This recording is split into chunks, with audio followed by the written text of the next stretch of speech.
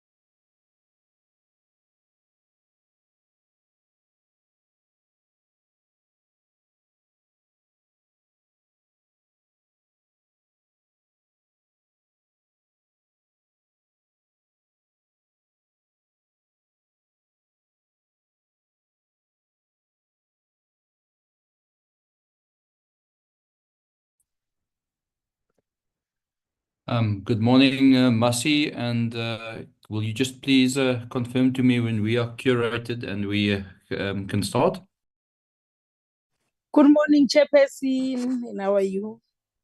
Good morning, Chair. Good morning, Chair. Good morning to honorable members and colleagues. Yes, Chairperson, we can start. Chairperson, thank you so much. Good morning to everybody. Just please give me 1 minute. I just want to change my background quickly. Just give me an opportunity and then I will come online.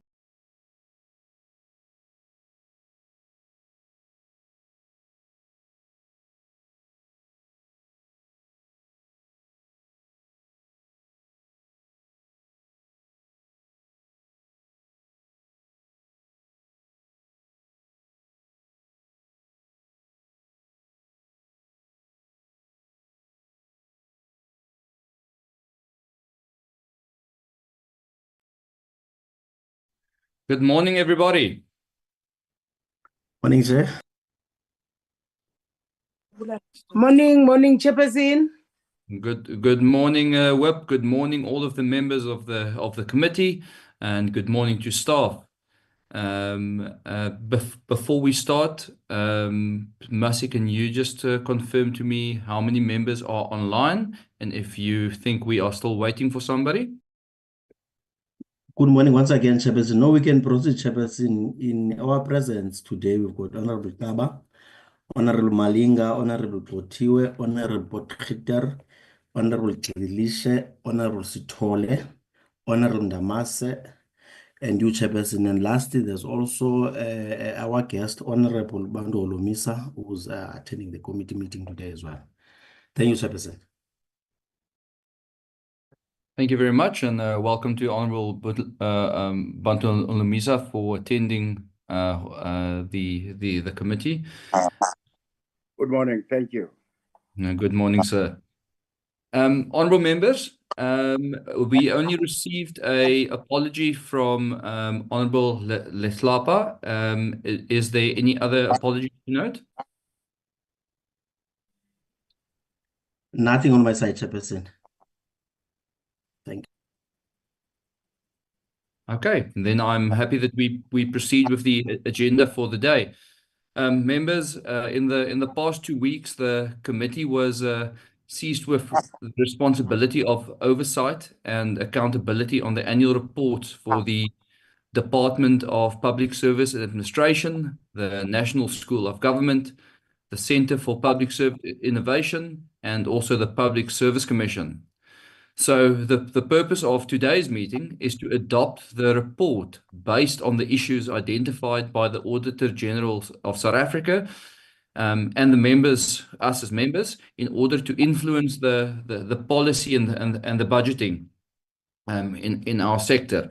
Lastly, we also have an additional item on the agenda, and that is the petition received through the Speaker's Office from the pension redress movement for the attention of the committee. And the support staff has forwarded us the background information, and they will brief us and table the report for the adoption of the committee.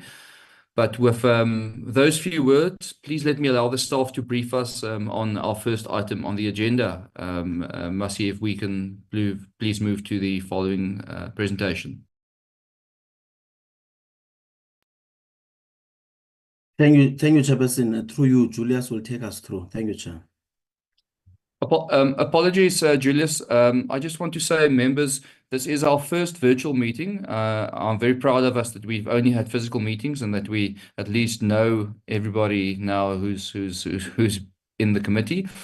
As a matter of parliamentary rules, when it is our opportunity to speak, and it is your opportunity to deliberate, when we deliberate and you would like to make a comment or you would like to ask a question, because we are on the Zoom platform and not physically together, I'm going to use the traditional Zoom method, and that is when I ask for deliberations and questions, I will take hands as they appear on the participants list on Zoom. And Zoom also organizes them in the order that they were presented. The staff will assist me with this, but we will use the raise hand function in Zoom to deliberate with. Members then, as per normal, as per mini plenaries and per all virtual plenaries, it is traditional that if you speak, you have to please switch on your video so that we can see you and that we can confirm who it's the member that's speaking. But if you would like to, due to Wi-Fi constraints or broadband reception, if you would like to speak without your video, I would request that you just turn it on, say hi to us, that we can see you, and then just say that you would like to switch your video off for the rest of your time to speak. That's how it's always been done, and we will maintain that in our committee as well. And then lastly, I will also maintain our normal 5-minute rule for deliberations. I will time comments and inputs made by members, and if you reach 5 minutes, I will just indicate to you that you must please kindly conclude. And just so that we have the rules in order, thank you for that. Julius, you can proceed with the presentation. Thank you, members. Chair, before Chair. Yes, please go ahead. Yes, Chair, it's Member Polwane.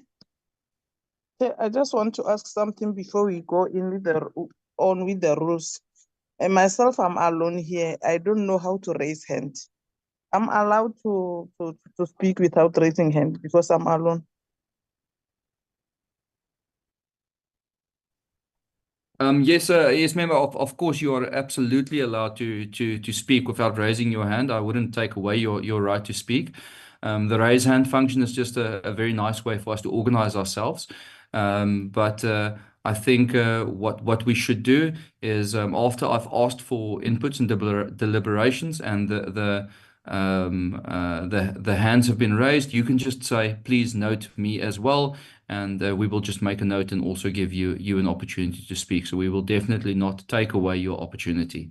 And if there's any other member who doesn't know how to use the raise hand function, please just indicate over your audio, unmute yourself and say you would like to have an opportunity to speak. That's not an issue at all. Thank you. Thank you, Chair.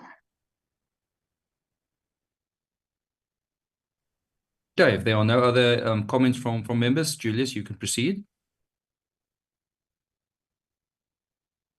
Good morning, Chairperson, and good morning, honorable members and colleagues. Chairperson, before I present the report, I would like just to bring to give the committee a background information around the petition, and I believe members have gone through the petition that has been received by this portfolio committee in the 7th Parliament. But Chair, I will just let me just switch off the video because of the network as well. But I'll just talk so that I was just showing my face, Chair. Chairperson and honorable members, in the 6th administration, we got the referral from the pension from the Speaker with regard to the civil servants pension redress movement, requesting Parliament to assist the current and the former public servants who were discriminated against apartheid in respect of the pension redress program. This is what we have received in the 6th Parliament, together with the members that served in the 6th Parliament Portfolio Committee on Public Service and Administration.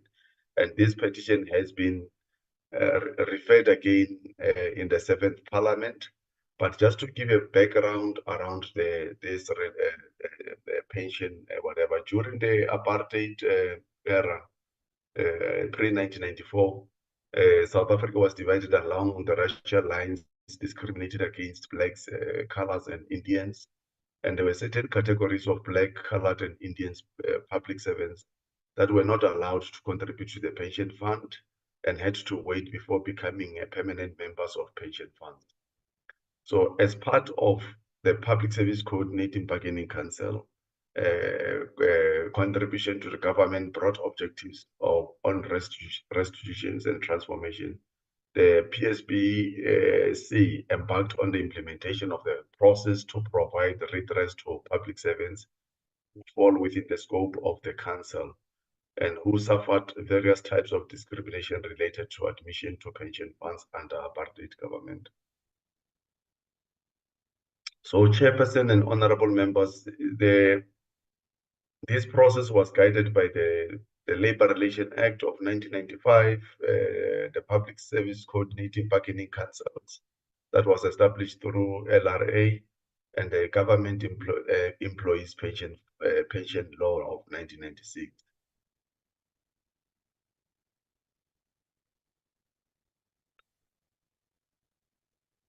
Yeah, if I may also add, is that in 1998, if I still remember, based on the submission from the redress movement, the parties to the Public Service Coordinating Bargaining Council agreed through a resolution 7 of 1998 to recognize non-contributory service as pensionable service with Government Employee Pension Fund for employees who were previously discriminated against on the basis of race, physical status, and gender and status of employment.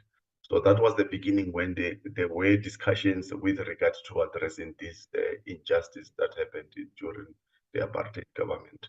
So Resolution 7 of 1998 provided that the funding of such redress will be derived from a 1% reduction in the funding level of the GEPF at the time.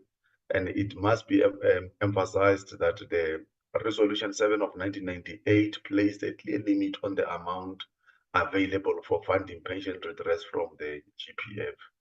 The limit was 1% of the funding level of the GEPF at that time.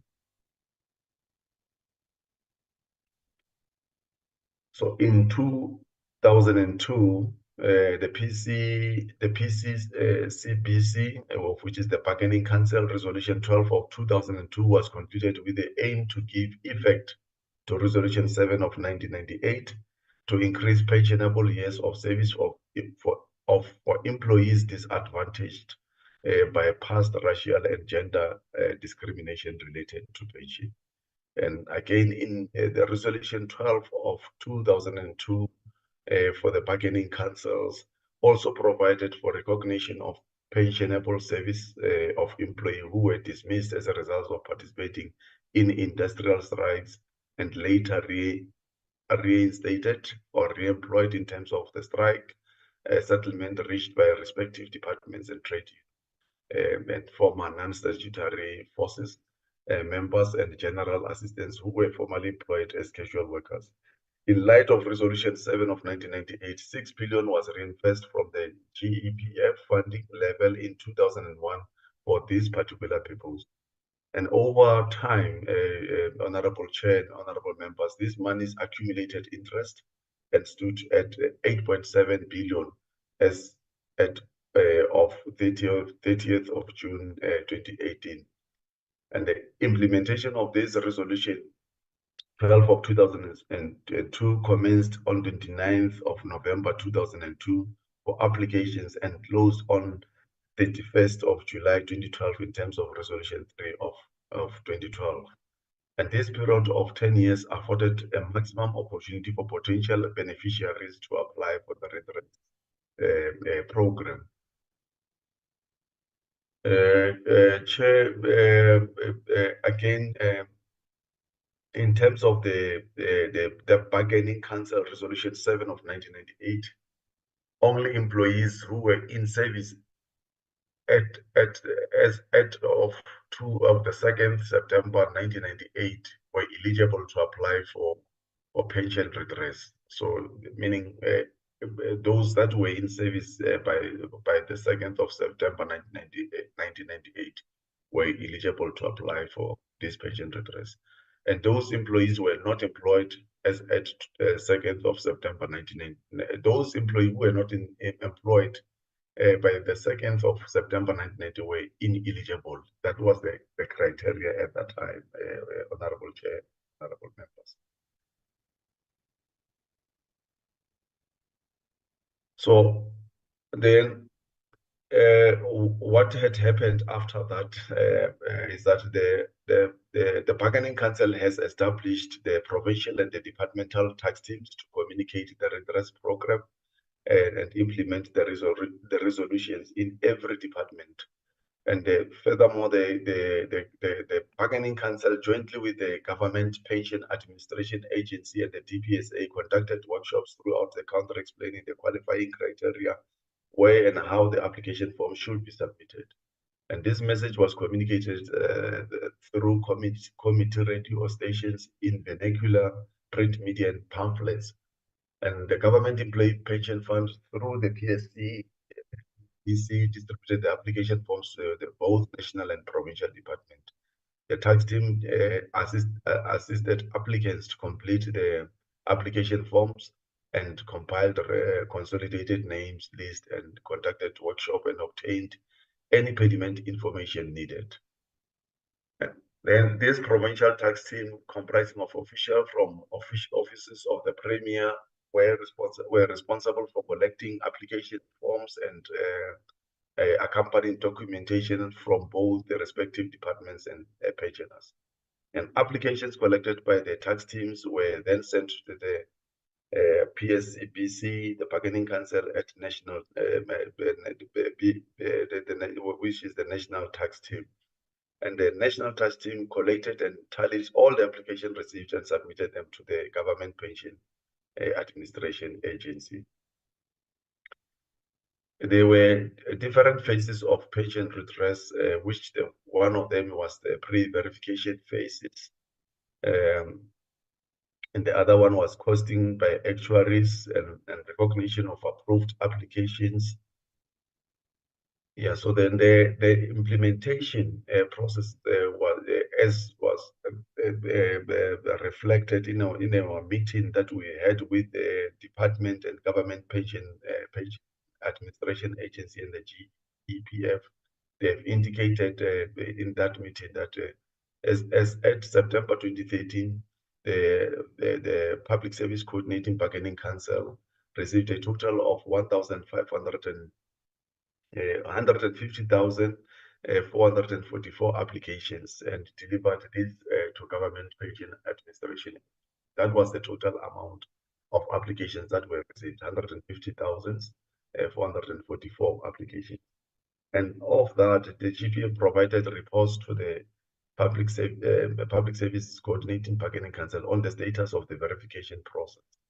And the council therefore resolved that an independent audit be conducted to verify whether the process followed by the GPA, by the Government Pension Administration Agency, was complete, fair, and accurate. And some applicants submitted more than one application form, and others applied for more than one period using multiple applications forms. So there were some duplications that were received. So hence then the Government Pension Administration Agency had to refer this back to the bargaining council so that then these forms get verified. So in June 2017, the bargaining council appointed an independent actuaries to conduct the actuarial assessment and costing. And the actuarial submitted a report to the bargaining council, which was accepted by the council. And Resolution 7 of 1990 limited the funding to 1%. If members, they still remember what I've said earlier on, of the funding, that there was a 1% that was reinvested at that time. So this limited amount available for funding the pension redress, meaning that amount was available, and the total funding available had grown to 8.7 billion, having accrued interest of 2.7 billion. And the report indicates that the total amount needed to fund the pension redress was 12.7 billion. So it means that it is with what was in the account at the time when the department and the pension and the Government Employee Pension Fund and Government Pension Administration Agency has reported it was 8.7 billion. But then what is needed to address or to fund everyone was 12.7 billion. So in order to remain within the budget, within the funding limitations, a reduction factor was then proposed through the council, and the council through resolution 2 of 20 was concluded, which allowed for the implementation of the redress program on the basis of the reduction factor of 68.4%, which related to all qualifying applicants receiving 68.4 cents in the rand or 68.4 for the period recognized. So then the Government Pension Administration Agency commenced with the payment from April 2019. And during the implementation, a number of challenges were encountered. One of the challenges was qualifying applicants who first on had to have their estate accounts open, and applicants had changed address and bank accounts, which delayed payments, and tax affairs of applicants were not in order, and the long-drawn post of strike for delays for certain applicants in receiving correspondence, and artists sold disparate pensioner copies of the original forms, which were not accepted at that time.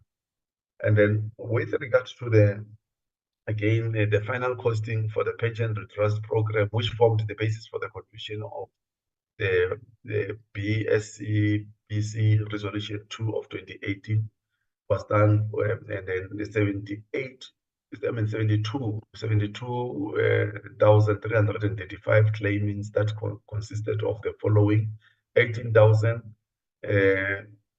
Okay, well, that was the final costing for the pension redress program, which formed the basis for the conclusion of the Public Service Coordinating Bargaining Council resolution 2 of 2018.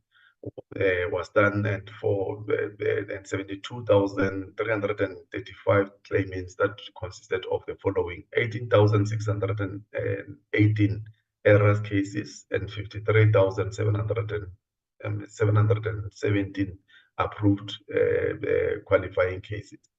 And of the 53,717 approved qualified claimants, the GP Government Pension Administration Agency categorized this into 4 groups for the implementation purposes, namely those who were still in service, and those who were in receipt of pension, and those who had exceeded the fund with gratuities only, and the estate of the deceased claimants.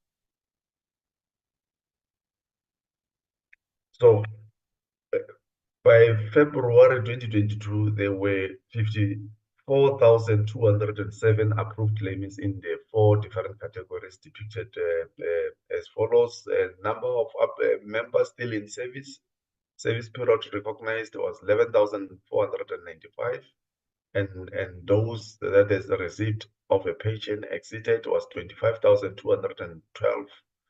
And deceased application also, there were then 17,500, of which then it brings us back to that total of 54,207. And the process at that time, when the Department and Government Pension Administration Agency account to the committee, the process was still ongoing and was expected to be completed by March 2022, of which we will then provide members with an update with regard to a follow-up that we have received from the department around this particular case, around this particular petition. So in a nutshell, Chair, I will just present the report. It was just to provide the background with regards to the meeting that we held with the department and government pension administration. So let me just open the report, Chair, and project the report so that members can look at the report together with the progress made with regards to this pension redress movement by the department and the government pension employee pension fund.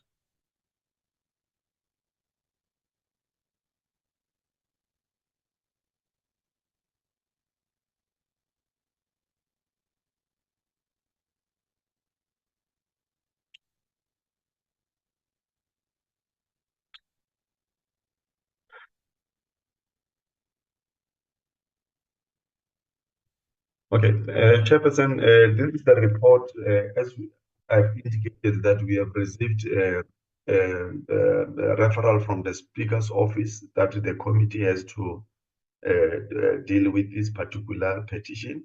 So, since this petition was addressed in the sixth administration, and it was then brought back again, and then we are then bringing this to the attention of the committee, and then we have concluded, having done our groundwork, working with the department and the government pension administration agency, with regards to the progress made on this particular matter. So we are tabling this report for the members to consider it, and then so that it can be referred back to the National Assembly House or through the Speaker's office. Yeah, Chairperson, on the first, if I may say, the heading of the report is a draft report on the memorandum by civil servants on unpaid pension and related benefits. And then on the first, it's just the purpose, where we are indicating that the purpose of the submission is to account to the portfolio committee about the previous engagement and progress made by the sixth portfolio committee on public service and administration regarding the petition of the former civil servants pension redress movement on unpaid pensions and related benefits. Chair, I'm not going to write, to read paragraph by paragraph. I'll just highlight the most critical aspect. Chair, like as I've indicated, that this referral was received through a Speaker's office and relating to civil servants and parastatals of the Republic of South Africa, which comprises of Transkei, Botswana, Venda, and Ciskei pensioners. And these grievances, like I've already touched, was pertaining to the monies not paid by that time when there was this unfair discrimination based on race. So we just here is just to indicate the date of the meeting that we held with the Department of Public Service and Administration and Government Employee Pension Fund, as well as Government Pension Administration Agency, just to provide clarity with regards to and to get an account on what has the department done together with the government pension administration agency with regard to this petition. So, like I've already alluded, Chair and honorable members, a lot has been done, though not to say some members, they are still been left out of this process, of which then the government has to attend to those matters as a matter of agency, because the people have to be paid their pensions, if I may say. So then on that meeting, we were told that there was a legal opinion that was sought from the Office of the Chief State Law Advisor to determine whether the state, as the employer, was under any legal or constitutional obligation to accede to the demands of the movement. And as per the legal opinion, provided a directive which led to numerous developments relating to the state reviewing some of the decisions in relation to paying former civil servants pension due to unfair labor practice under apartheid government. And having state acceded to meet some of the demands that were encapsulated in the bargaining council, the movement was demanding the inclusion of certain categories of employees in the pension redress program, which were at that time said that they were unaffordable by the state. If members remember that 8.7 billion that was in the account, and then the state had to now pay. I think the amount was around 12-point-something billion that the state should have, and at that time the state only had 8.7 billion. So there was a shortfall of some sort. So meaning it might be based on what the demand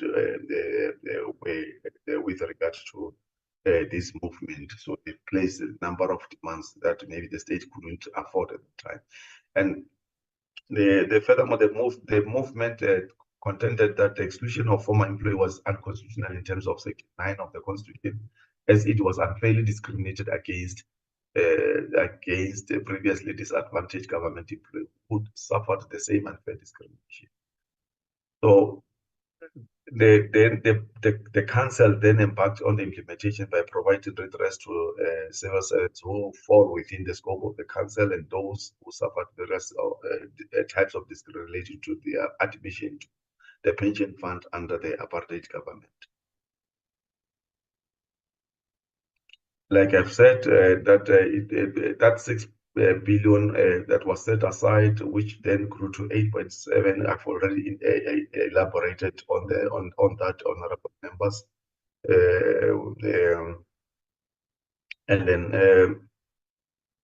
And then even the provincial tax teams that went through all 9 provinces to communicate the decision of the bargaining council that we have already touched on it. Yeah, even the 150, I've already touched on it when I was explaining earlier on.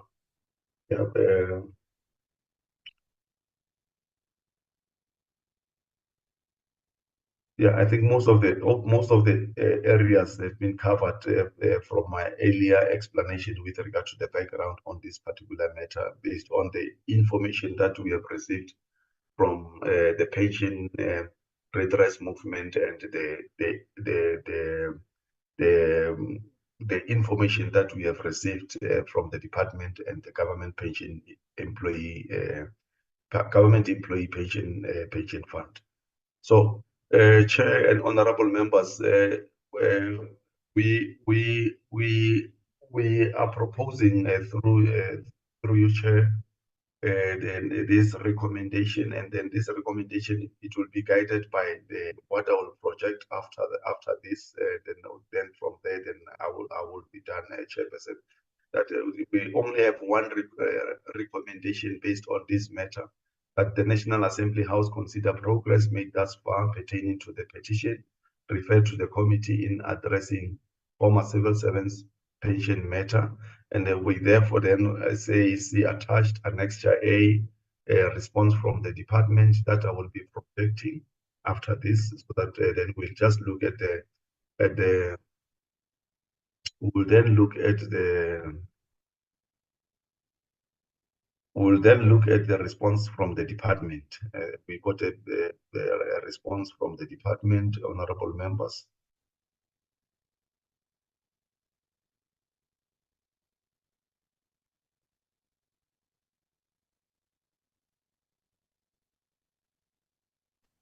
Honorable Chair, we can't see the report. It's Yeah, disappeared. I'm projecting a response, honorable member.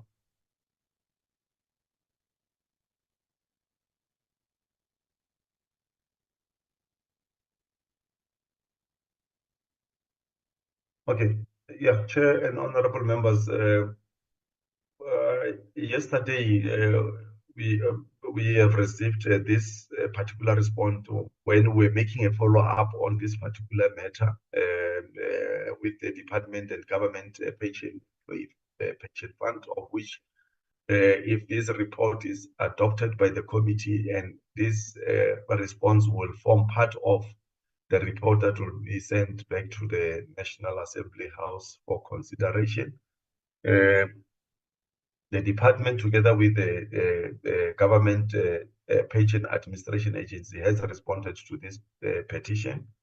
They've indicated that in April 2022, yes, of which I think it was in March, it was not in April. They've just get the date correctly, because we met them in March 2020. No, okay. In April 2022, the Department of the Public Service and Administration made a presentation regarding the status of the pension redress, and the presentation also includes advice received from the Office of the Chief State Law Advisor regarding the reopening of the pension redress, which was raised by several movements and associations who wanted the pension redress to be reopened.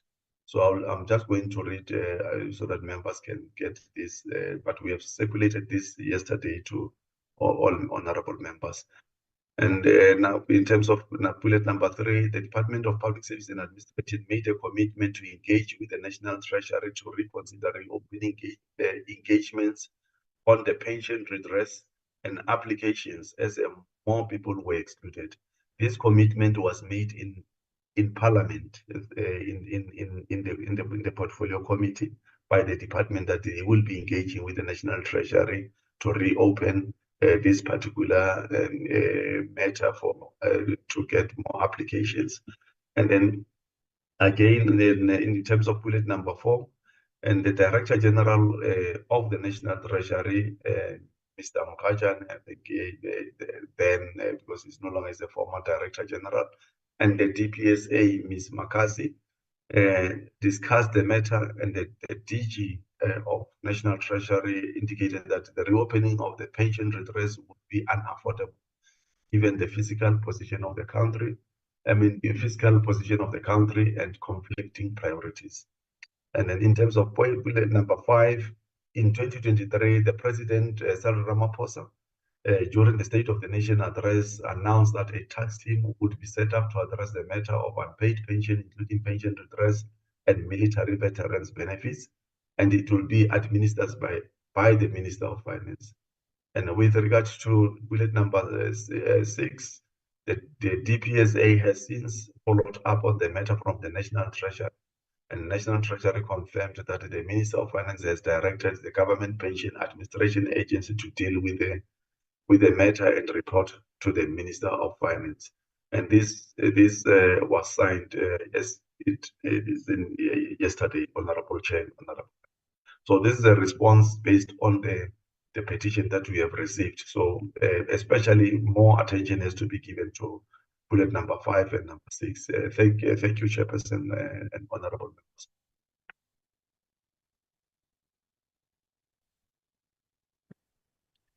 Thank you very much, Julius. Members, we have before us a report and a recommendation that the National Assembly House considers the progress that has been made thus far pertaining to the petition. But before we go to the recommendation, I will first give members an opportunity for comments and questions of clarity. Please bear in mind that Julius will do his best to answer your questions, but we are just reporting on the progress of the issue, and just bear in mind that he can only answer according to the information that was given to him. But nonetheless, I see we already have a few hands, and we will start with the questions and the deliberations, and then we will move to the adoption of the recommendation afterwards. Okay, so let me just see the hands here. So firstly, I have Honourable Potgieter. Please go ahead. Thanks, Chair. And thank you for the presentation. Just first of all, to state that I think it's rather sad that this is still an issue 22 years on, and that these people have been waiting for this money due to unfair labour practices. I think all of us have had family members or been personally involved in issues like this, and it's really sad, and I do think it is something that we need to address quite urgently. I just want to understand, we haven't had sight of this petition. Is that not relevant to this particular report? Also, what are we considering? Because in the annexure, it states that, the matter has gone through to National Treasury, and that the Minister of Finance needs to deal with it and provide a report back. So I'd just like to understand, in terms of the recommendation, we're asking, Parliament to give a progress report. So is this going through the Minister of Finance? And it does seem that it was given through to him or to the ministry in 2023 already.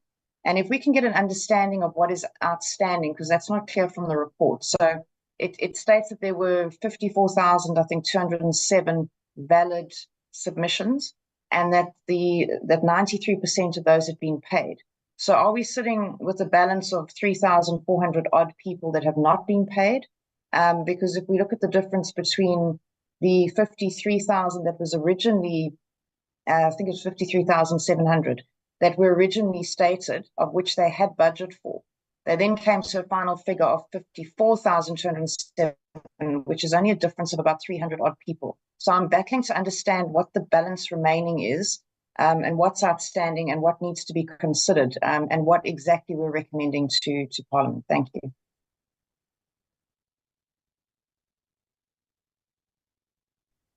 Thank you very much. Honourable Whip, you may go ahead. Thank you very much, Chair. I can't see, maybe the presentation can be shut down so that I will see my phone. Oh, sorry, Chair. Yes, I think I'm okay now. Good morning, Chairperson. Good morning. We can see you looking very good. Okay, no, thanks. Can I be allowed to close the video, Chair? Because where I am, I'm just have challenge of network. No problem, Honourable Member. Oh, let me put like this. Yeah. Thank you, Honourable Chairperson. Honourable Chairperson, let me welcome the presentation. I hope, Chair, we are starting with a petition.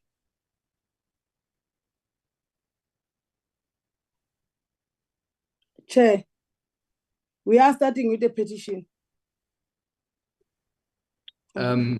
Yes, Honourable Member, we have started with the petition. It's the first item on the agenda, and Okay. it's now the opportunity to give comments and ask questions related to the petition. No, it's fine, Chair. Chairperson, in the petition, I have some few questions. Let me welcome the presentation from the department. Chair, in the petition, I have a question of how many retired former teachers and government employees received the redress payment, and how many pension fund have implemented redress payment, and how many former civil servants did not receive payouts in 2018. What is the total estimated value of outstanding payout post in 2018? Has the matter been reported to the public protector? How the former SATBV civil servant consider legal actions? My question is that, Chair, to the petition of the pensioners. Thank you, Chairperson. Thank you, Honourable Member. We now have Honourable Tikana Kotiwe to please go ahead. Thank you, Honourable Chairperson. Good morning to Honourable Members and the support to the committee. Chair, let me first raise my concern when to indicate that we've taken a long time to address this issue. In no way the government can take more than 5 years of the duration of the term of government addressing the matter, which is of importance and which is addressing the need for people who have served this government. For us, it's either a pace to conclude the matter. If there's no money, we face that. If our treasury is responsible in paying these monies, treasury must try and give us the word. I'm very frustrated as I'm seated here, Chair. If this matter cannot be resolved, or those petitioners could not be addressed and get necessary response from our government or from us as government. Also, if the matter is referred, will happen in the process we've established if the matter is referred to Human Rights Commission? Won't it be a duplication thereof? Because if they are addressing it, they will come up with their recommendations on the matter. I just want clarity on that, because the matter is we are informed that is taken to the Human Rights Commission. Won't it be the duplication? Also, Chair, I found it strange. I don't know whether it's me not understanding the letter from the DG, contradicting. If you look at bullet number 3 and 4, they contradict what the president of the country has pronounced.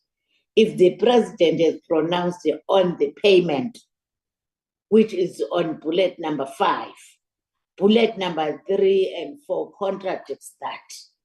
How can the department give us a report which is contradicting? Because the president pronounced in 2023, they met in 2022. What becomes their action after the president have made his pronouncement? I would further request, Chair, on the recommendation that we have a meeting with Treasury or Finance, because yesterday during questioning session in Parliament, the Minister of Finance responded to member statement and gave an update on the matter, which is not aligned on what we are being informed in the report of the department. So to me, Finance and DPSA, DG, they must meet and try and align what was presented by the minister. Remember, the minister spoke after this president has spoken. At least they must clean their response before we are confident that we can present it to Parliament. Thank you, Chair.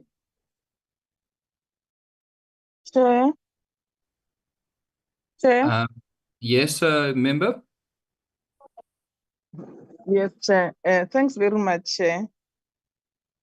Let me pass my greetings to the honorable members of the Portfolio Committee and also our staff.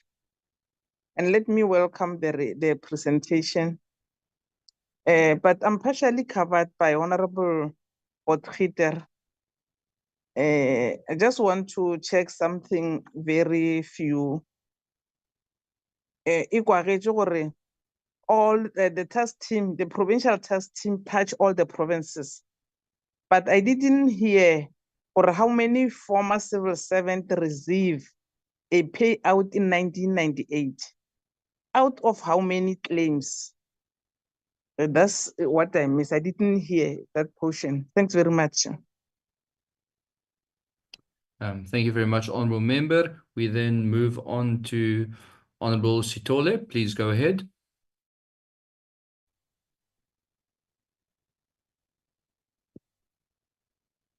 Thank you, Honourable Chairperson, and greetings to you. And I'm trying to open that video. It doesn't open. I don't know what is happening on this thing. Hi, Ulele. No, Anglele, when I don't now, if please allow Zoom to access your camera from the diverse settings, so it doesn't open. Honourable Member, So, that's okay. If you can't open it, just you can proceed without it. It's okay. Okay. Thank you, Honourable Chairperson. And first of all, I want to greet you, the members that are in the platform and the officials that are on the platform. Honourable Chairperson, there is a lot of contradiction on this report. According to the report that we receive, and the statement that was made by the members of SATBVC, something like that, which is from the former defense force of different provinces. it says that there was no announcement from the president. But when we received the report, it says on the 22nd, on the 23rd, the president announced the task team. So here there is no information about the task team. Because the task team was informed by the announcement of the president. So now I'm trying to check, Honorable Chairperson, what happened to that task team? What is the report of the task team?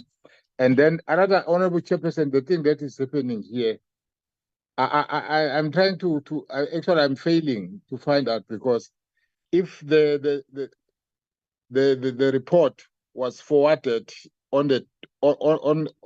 in 2022, and then the president announced in 2023, but there is no tangible actions on the report and on the redress of former defense force. So now even the report, because the report was the petition was handed by the president of UTM, which is now the deputy minister of defense.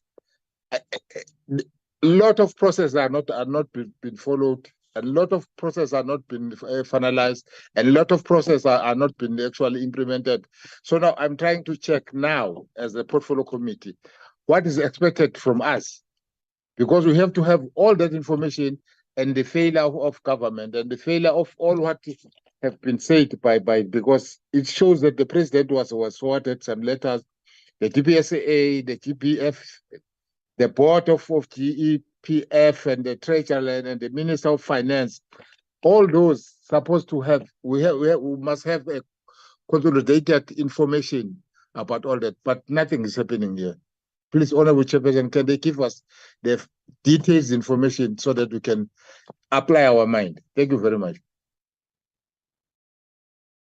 Thank you very much, Honourable Member. We then move on to Honourable Matutu.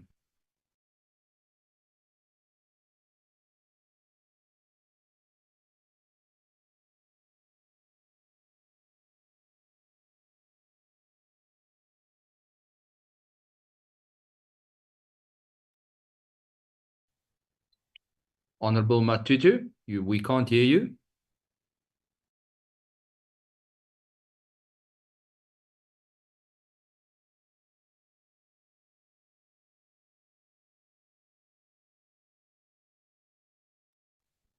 Honourable Matutu, we can see you, but we can't hear you. You need to unmute your mic. Honourable Matutu, please unmute.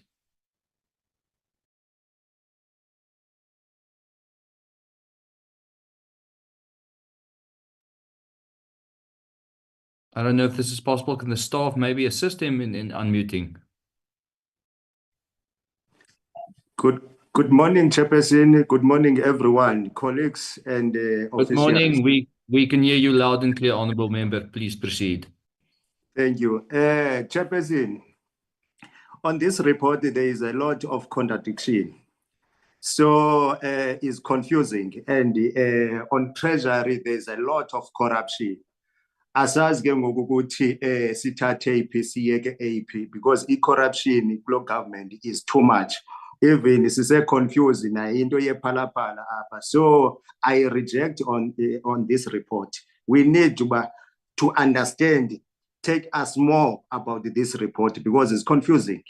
Thank you very much, Chairperson. I reject this report. Thank you, Honourable Matutu. Honourable Holomisa, I see your hand is up. You are most welcome to give an input as well. Thank you very much, Chairperson. Thank you, honourable members, as well, for giving me an opportunity to participate in this portfolio committee. I think I must give you a little bit of background so that you are clear what other people's role have been in this exercise.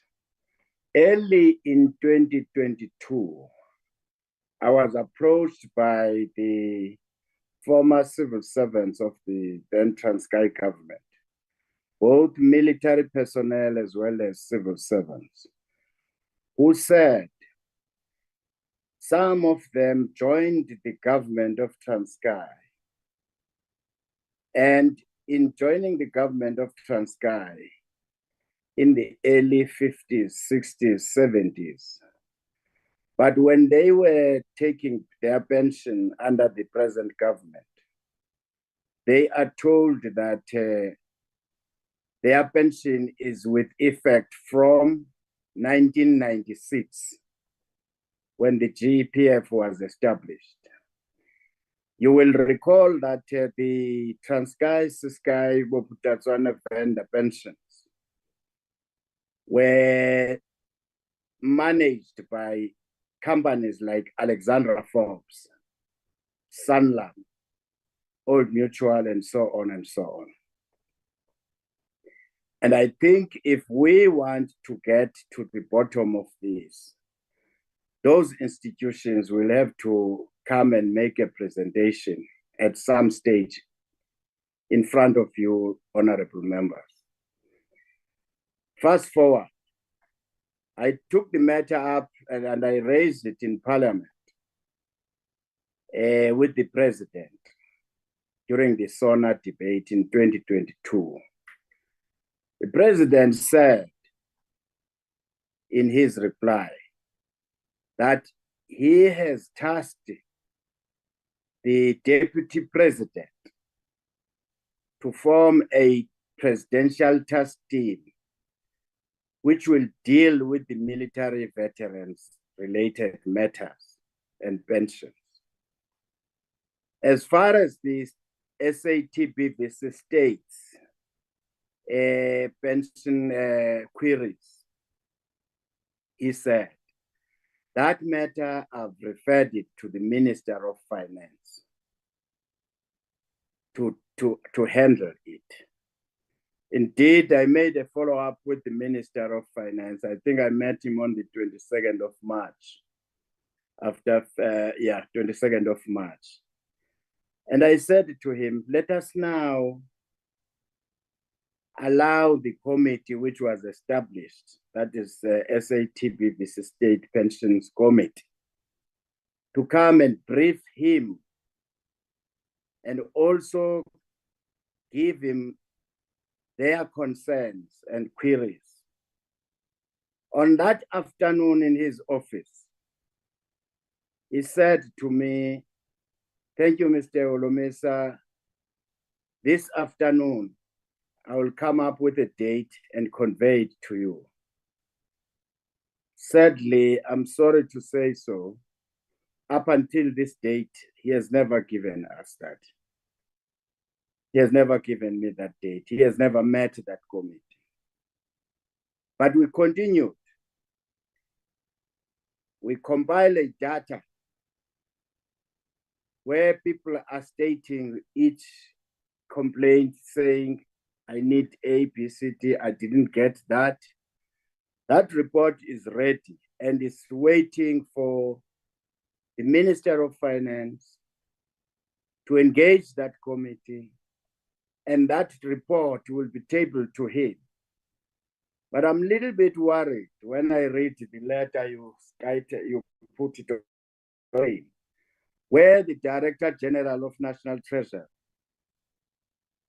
out of the blue, just telling us, or in that letter at least, that he said this exercise would be too expensive. There's no money. That is the money which is due to those people. Some of them contributed their pensions. In fact, be informed that close to 2 trillion rands was the contribution of the ex-civil servants of SA, TBVC states, and other non-independent homelands. That money was transferred in 1994. And then in 1996, the GEPF was established to manage that fund. Some of us, we still have institutional memory. And if you want our assistance, we are ready. But what I would suggest we do, given that there is confusion here and misinformation deliberately to mislead this committee, as you have already said, that this report are contradicting each other. What you should be recommending to Parliament would be to say, you are recommending that there be a task team separate from the presidential task team, which deals with the military veterans, which is headed by, which is being headed now by, headed by Deputy President Mashatile. But for the pensions in general, that is pension redress, and then those who say they have been working for those government, but their pension was calculated from 1996.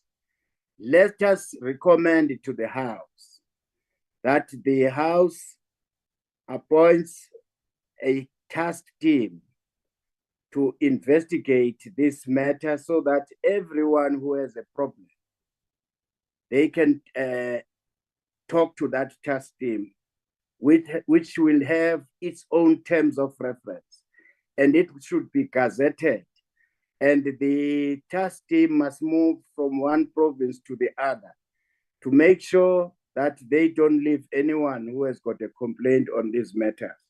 And also that the task team, I mean, the pensions committee of the SATBVC states be given an opportunity to make a presentation in that task team, because they've already collected a lot of data. As I've said, I have a copy of that data. Thank you.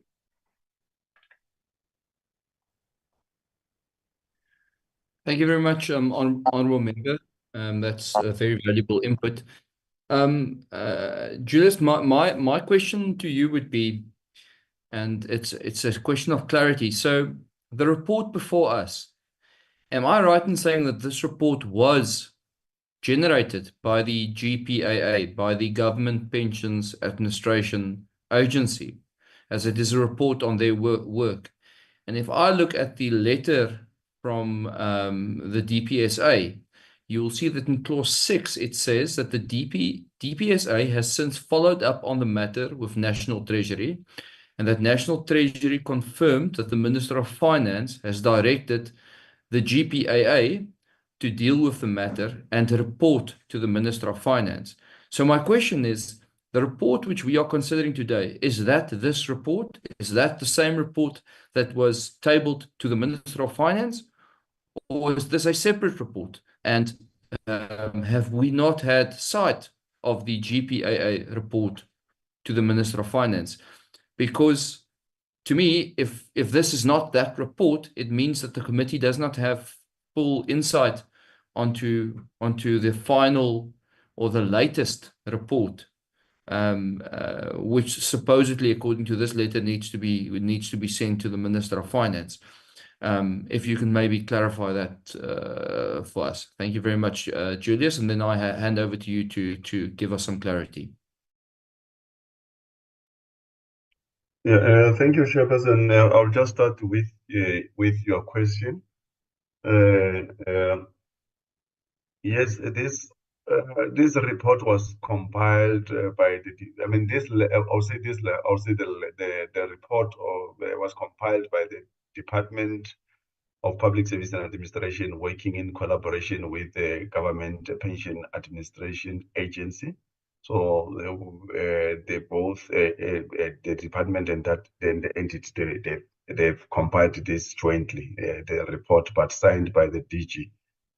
So, and the report to the Minister of Finance is what this committee does not have, and we don't know how far are they with regards to the progress made on this after the president has announced during the State of the Nation address that there will be a tax team that will be established to look into this. So we have never received any document, but the report that we have compiled, honorable members and the chair, is that this report was based on the meeting that this committee held with the Department of Public Service and Administration, the Government Pension Employee Pension Fund, and then GEPF on the very same subject matter. Because when we looked at the petition from the redress movement, there was nothing. It was still the same petition. So we thought that, but the committee has dealt with, and the DG of the Department of Public Service and Administration have made a commitment to go and engage with the National Treasury. Hence, we had to approach the DG and make a follow-up to say how far the process is, because this matter is now with the 7th Parliament. Have you made a commitment, those commitment of reopening the applications? So that this is then we got this particular response, Chair and honourable members. So this is the response that we have received. But a number of issues that members are raising that I would want to touch with regards to the applications. The applications that the department, together with the Government Pension Administration Agency, received, it was indicated that it was 150,404, and then remember, out of that 150, that was the total applications that they were received. Then there was a verification process, which then made the Government Pension Administration Agency through that actuary to approve only 54,207, meaning 96,000 applicants couldn't make it. So if that is, they didn't get any payment if they went from the 54,000. So meaning a lot of people have been excluded out of this process based on the process of the verification. Only 54,200 of 150,444 total applications that were received there. And again, just with regards to the information, whether how many teachers or maybe the former military, the forces, that information, honourable member, I might not have it.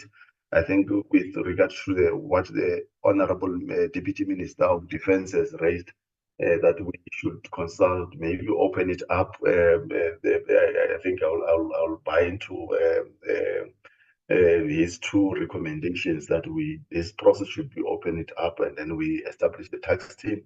Maybe recommend to the House to establish the task team. That task team can be able to derive at that particular, to get that detailed information with regard to how many teachers and how many soldiers are affected by this. And whether this issue was referred to the public, why not refer the public protector and also refer to the Human Rights Commission? I think because people have, the form of the civil servants they are frustrated by all the process. You know, when you are frustrated, you then look at different avenues. But as for the public protector, I'm not sure whether this matter has been referred to the public protector for further investigation. That one I'm not, I cannot answer to that. But what I know is that I don't know if there's been.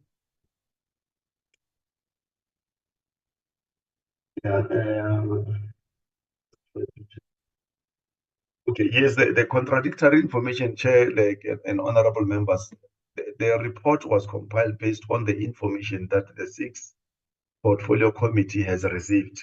So we built that report based on the information that we have received then. So, but then we never afforded the pension redress movement that opportunity to provide us with the detailed information on the matter. It was just only the government, because they've provided a detailed submission on this redress, and then we thought that let's invite the department.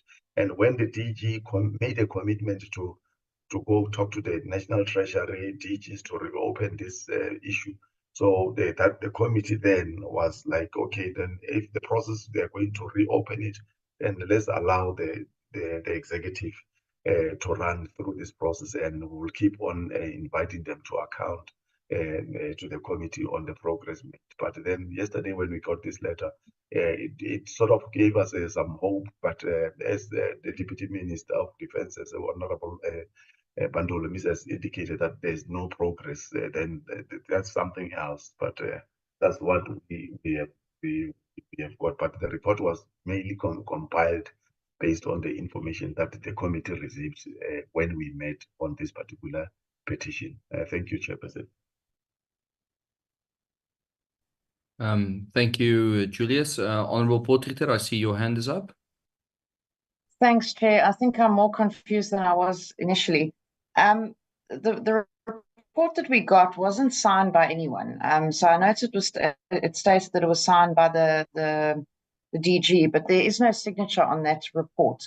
There's a signature on the annexure from the DG of Treasury. But, you know, for me, I feel like we have maybe a tenth of the information that's available. We don't have access to the petition. We don't have access to, you know, Treasury directly.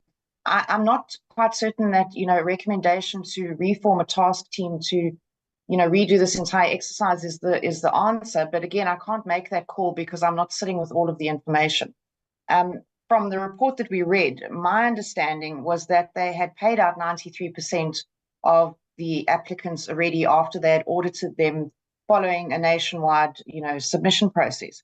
Now it sounds like there are, you know, of the 150,000, only 54 got their payouts, or only 53 really, 53,000 got their payouts, and that there's actually over, you know, what is that, 90,000 people that haven't been, you know, catered to. So is it 3,000 out of the 54,000, or is it, you know, 90,000? That number is very, very confusing. So if possible, Chair, can we not have a proper presentation of this from the responsible parties, from the GPAA, from the department, from National Treasury, so that we can understand exactly what it is we're recommending? Because at the moment we're sitting without all the evidence. And, you know, I think it would be short-sighted of us to make a recommendation on something we actually don't know. Thanks. Thank you very much, Honourable Potgieter. So that's a suggestion to call the GPAA before this committee. I think the next member who raises their hand is Honourable Gelishe. So Honourable Gelishe, please go ahead. Thank you very much, Chairperson. I hope my video is fine. I just want yes, we can see you and we can hear you. Thank you, member. Yeah. Thank you very much, Chairperson. I think I've always been very consistent in advising against this committee being made voting cows. You can't come to us and expect us to vote for something that we don't even have context of. We don't have full details of what is happening. I remember this matter a long time ago.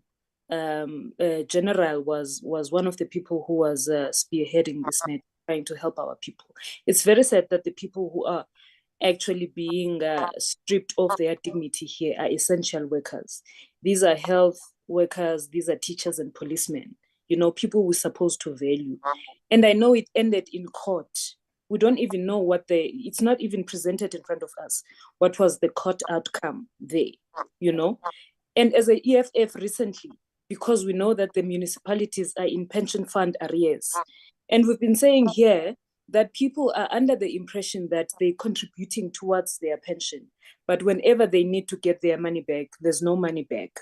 It is because there is a pension fund heist that is happening in our country. Money is not there, but people are paying their money towards a pension fund.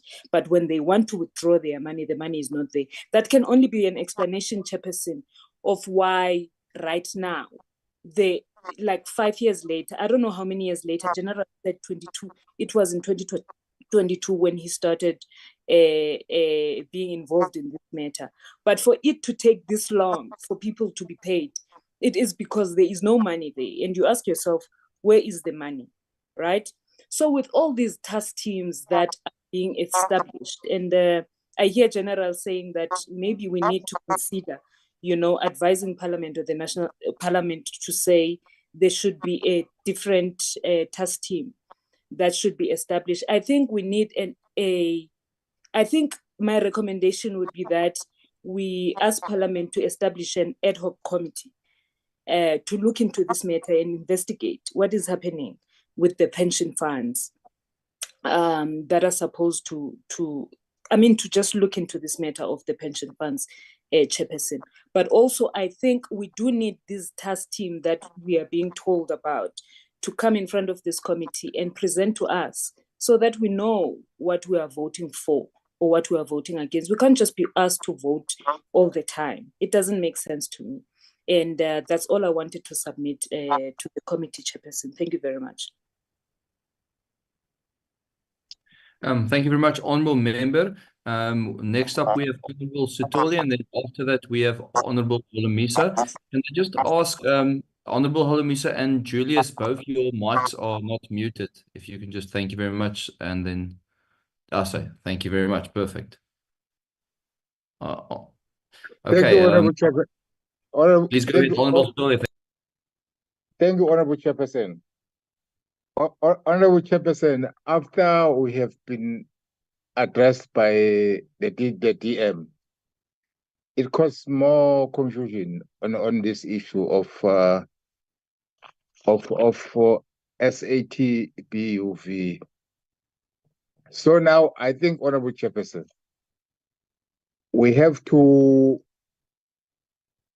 ask or sanctions all the departments that are relevant to this issue. Even their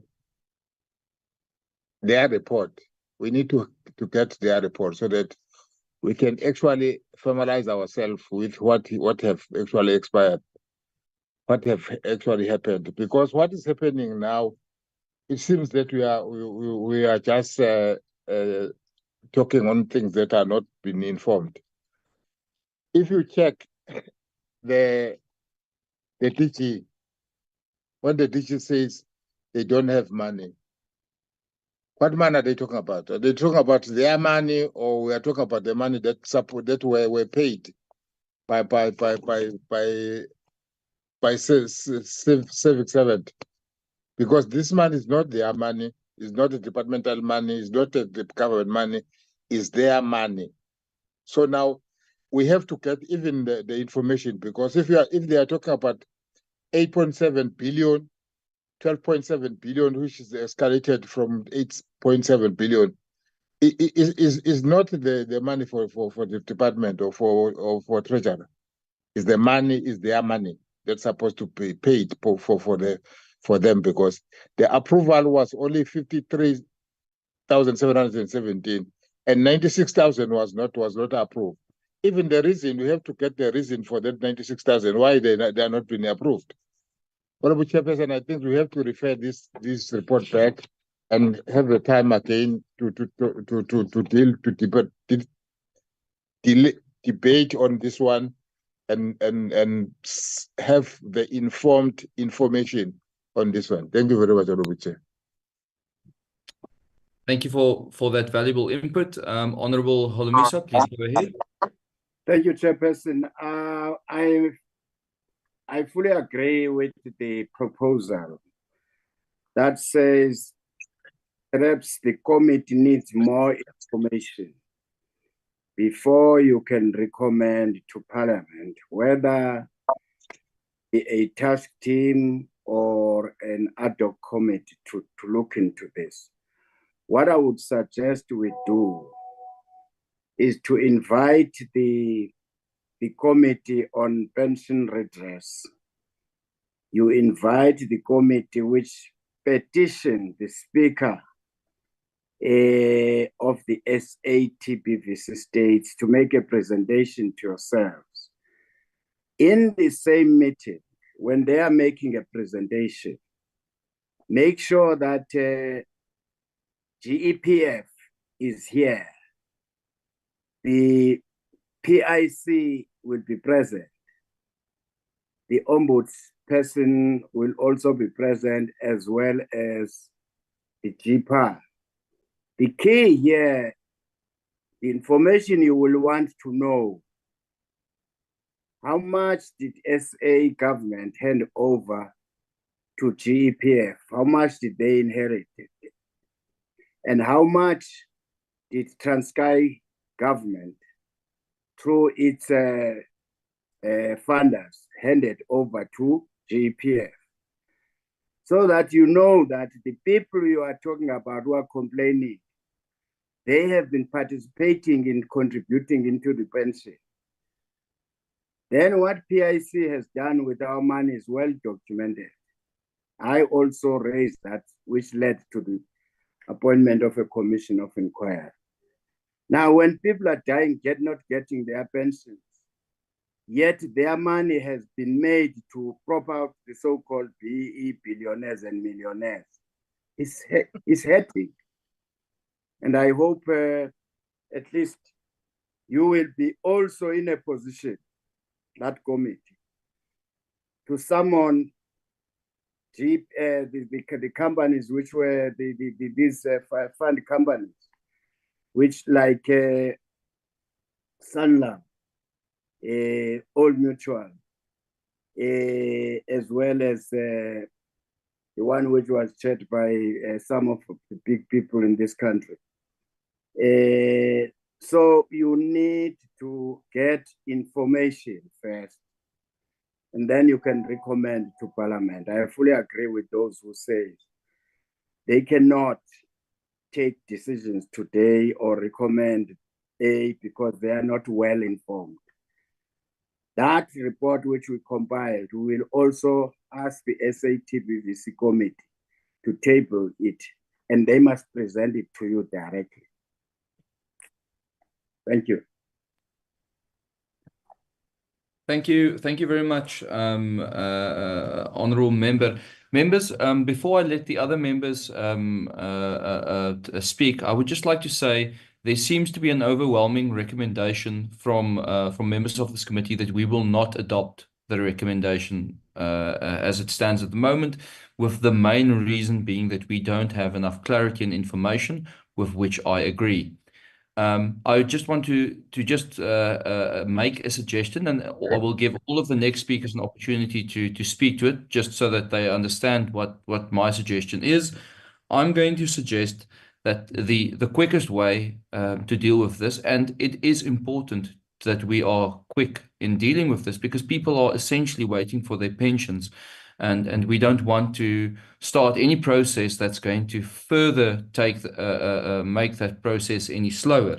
So my committee is that we write to the Committee of Finance, that we say we would like a joint sitting with the Committee on Finance, where Treasury, so all the stakeholders that has all the answers we seek, all the stakeholders must come before this committee sitting. So it would be Treasury, it would be the PEBF, it would be the GPAA, and it would be the civil servants pension redress movement themselves, or any other stakeholders who are important, that we have this joint committee, and that we ask them in this committee to give us exact clarity on if a task team has been formed, what is the current position, and all of the answers that have been, all of the questions that are rightly being raised here.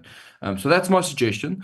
But I will give Honourable Ndamase an opportunity to speak, and then any other members afterwards who still feel the need to ask a question. Thank you.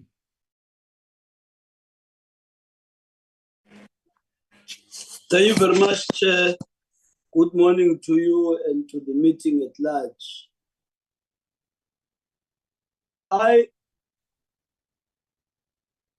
I'm trying to open my video. Can you hear me, Chair? Honourable member, we can see you and we can hear you. You're looking good. You're sounding great. Please go ahead. Thank you very much, Chair, for the compliment. Chair, I thought I was not going to speak today because I am up and down trying to move from one place to another. But now, after listening, and now I'm convinced that I am being owed a lot of money. because I am a civil servant of Transkei, and I'm happy that the ruler of that area, the last ruler, is still alive and kicking. Perhaps he is the one who owes me. Can I just comment first on the proposal that you are making, Chair? I would second your proposal of a joint meeting, and just express few things in relation to the matter at hand. Is that we do need this information. We may not be sure for now of the local standing of the number of structures that we're talking about, be they the petitioners, the committee for redress, PIC, and all the others. But the fact of the matter is that as a portfolio committee, we need to dive into detail to this thing. It will not help to ask why now, what has been happening in all these years. But the fact of the matter is that as long as this matter has not been conclusively resolved, we will still continue to talk about it. Thank you very much, Chair. Thank you, Member, for seconding the proposal. Honourable Malinga, please go ahead.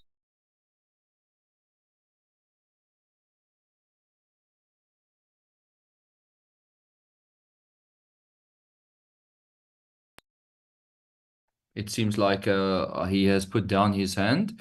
Honourable Potgieter, your hand is still up. Thanks, Chair. It's a new hand. I would like to third the recommendation, if there's such a thing. Chair, if we can get, and I quite like the idea that Honourable Kholomisa has given us with regards to the various committees and bodies. And if we can get from them, because essentially this is a very intricate exercise, but they should have this data. The amounts that have been paid per province, the people or the numbers that have been paid, the numbers that are still outstanding. So a full sort of comprehensive schedule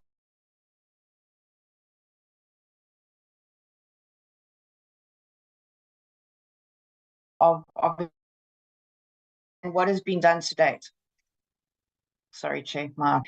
So yeah, if we can get a comprehensive presentation with full details, because I feel like without that and being given half reports on what happened over the years is not sufficient. So if we can make sure that they include that in their presentation, thank you.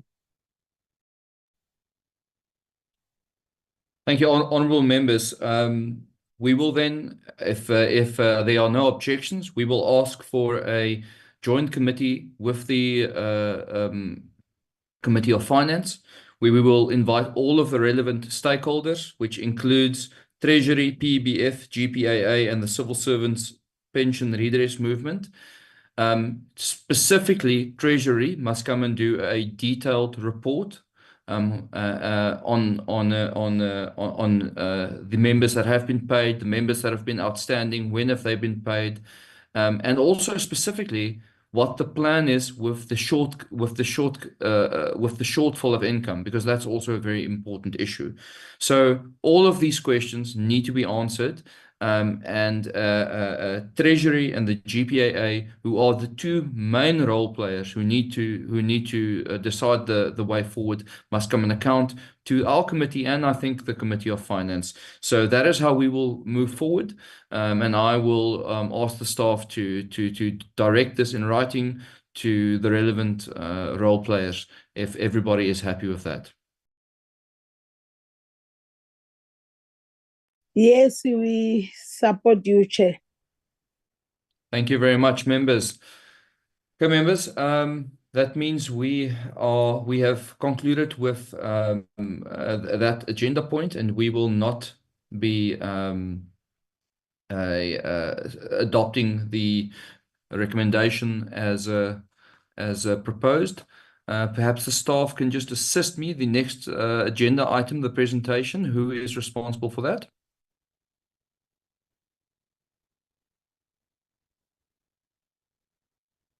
Chair, that will be Biela. He will be dealing with the 3 reports, Chair. Thank you so much. Fantastic. Thank you. Biela, you are most welcome to please go ahead, that we can move along.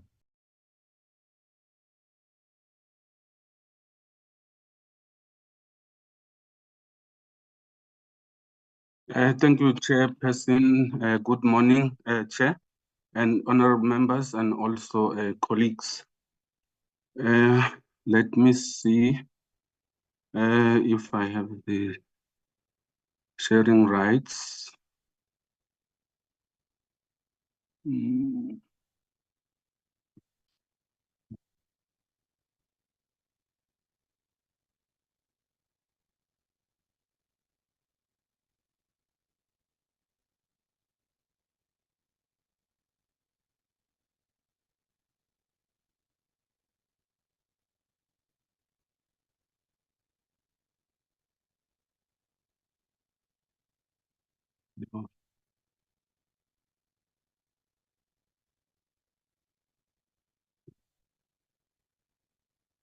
Okay.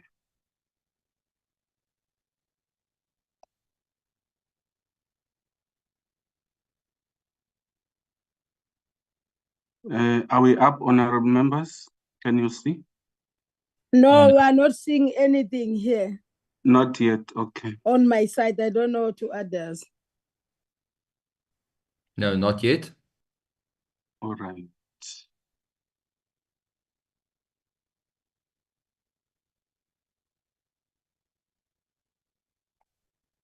I hope we're up now. Yes, thank you very much, Bailey. You can proceed. Thank you. Thank you, Chair.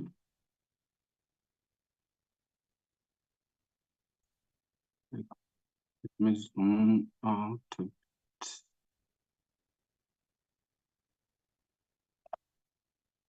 Yeah. We're gonna start with the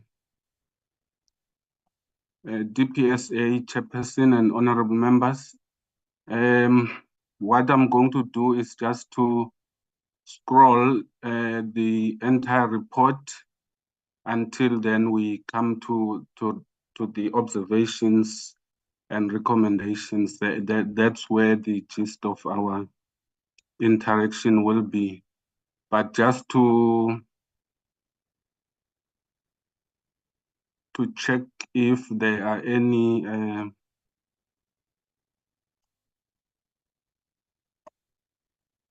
issues that the members, so that we can address before we get into the actual thing of the observations and the recommendations. So we are on page 1. If there's anything, and then we go to page 2, page 3, 4, 5, 6, and this information, honorable members, you will be aware that it's the information that was already in the budget analysis that we shared to the members before the entities came to present. So this section, the members have seen it before. Page 7, page 8, page 9, 10, 11, 12, 13, 14, 15, 16, 17, 18, 19, 20, 21, yeah, 22, then that's where we're gonna dwell, honorable members.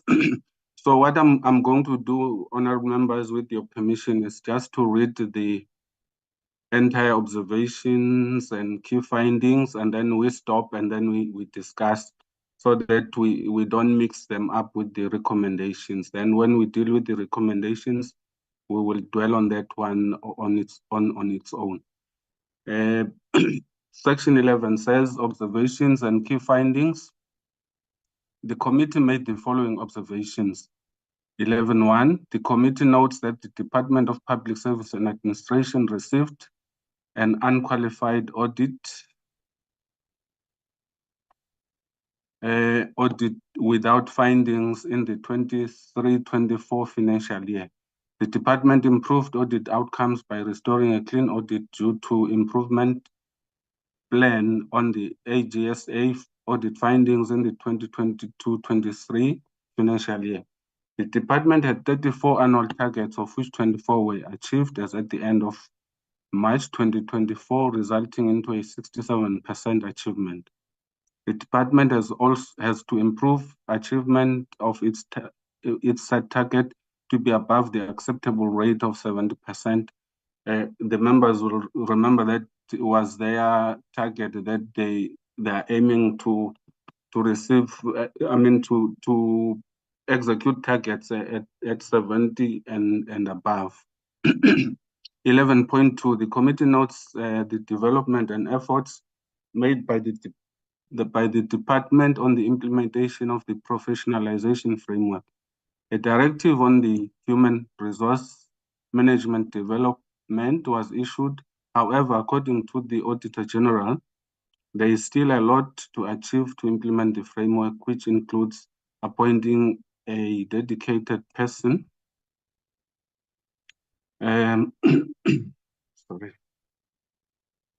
to assist the Minister of the Public Service and Administration to oversee the implementation of the framework.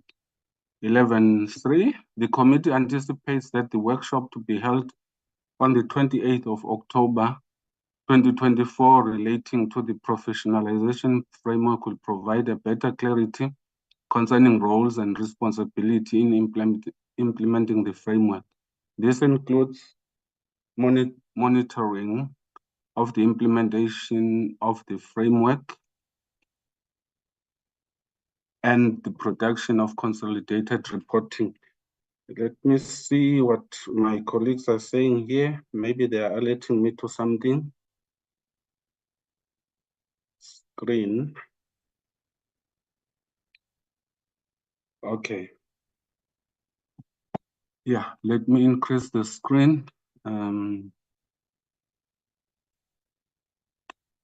then remove this one. Okay. Yeah, I hope it's clear now, Chairperson and honorable members. Yes, it's much better. Please proceed. Yeah, thank you so much, Julius. The committee 11.4, the committee notes that there is a central register for verification of disciplinary process approved by the minister to register and track offenders in the public service to prevent resignation from departments where offense happened with a view to seeking reappointment at a new department. 11.5, the committee notes that the department, in partnership with the Public Service Sector Education and Training Authority, PSETA, developed the Public Service Skills Audit Methodology Framework, the PSSAMF, and the generic guidelines for compiling organization-specific competency framework. The introduction of the PSSAMF seeks to bring about a uniformed and standardized approach to determining the nature of skills demands and assessment of skills disparities. The committee notes that the department has to consult with organized labor on the framework. 11.6, the committee notes that the department is finalizing the disciplinary code to institutionalize good discipline within the public sector. 11.7, the committee notes that the department is improving the digital infrastructure as it has an impact on rendering digital government services to the public effectively. Digitization promotes effectiveness, efficiency, accountability, and transparency of public service and internal governance. The committee 11.8 notes the progress made regarding e-recruitment. 11.9, the committee notes that poor connectivity in the public sector sometimes hampers service delivery and turnaround times.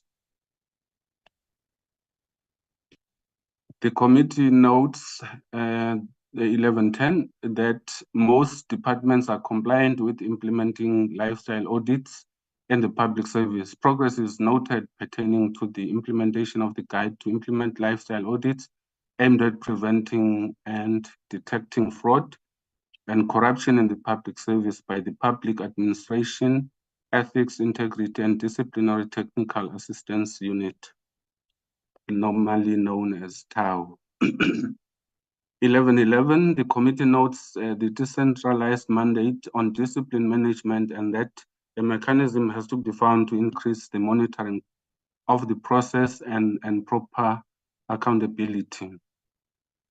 11.12, the committee welcomes the compilation of the report on departments with misconduct and disciplinary backlogs, as this ensures proper oversight and accountability. 11.13, the committee compliments the department for launching and rolling out the job evaluation pilot project in the first quarter of 24-25. 11.14, the committee welcomes the policy shift on reducing precautionary suspensions through precautionary transfers where possible to prevent offenders from staying at home over a long period while drawing a salary.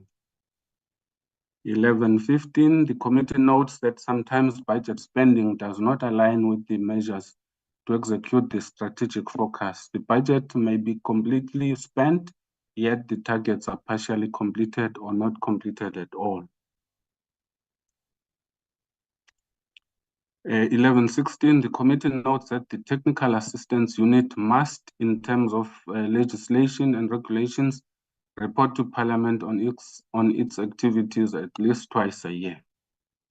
11.17, the committee notes that a mechanism has to be found to enable the South African Revenue Service to fully explain the tax structure that applies to the two-pot system. And then the observations relating to the Center for Public Service Innovation, the CPSI.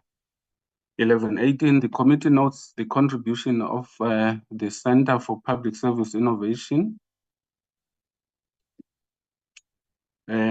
for receiving and maintaining a clean audit for the 23-24 financial year.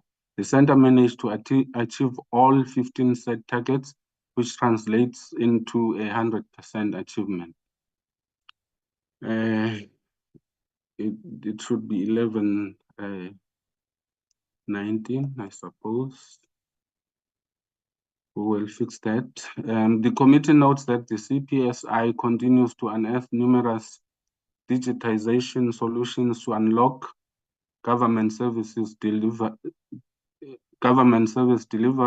through the use of technology to improve efficiency and effectiveness. The digitization solutions acquired through the annual Public Sector Innovation Awards program help towards solving issues related to human resource business operations. I think here I must state that the members will note that with what was sent them before this one, there was another almost similar recommendation.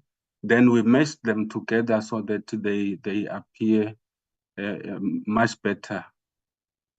11.20, I think, and then the committee notes that the CPSI is underfunded to explore the mandate it has on innovation. 11.21, it should be. The committee notes that the vacancy for the executive director still exists and encourages the ministry and the department to swiftly fill the vacancy. That's where I will pause for you, honorable members, to reflect and indicate where we missed or where we should improve. Thank you, Chairperson and honorable members and colleagues. Thank you very much, Mr. Biela, for taking us through the recommendations of the report. Honourable members, I will now take hands if there are any comments or recommendations.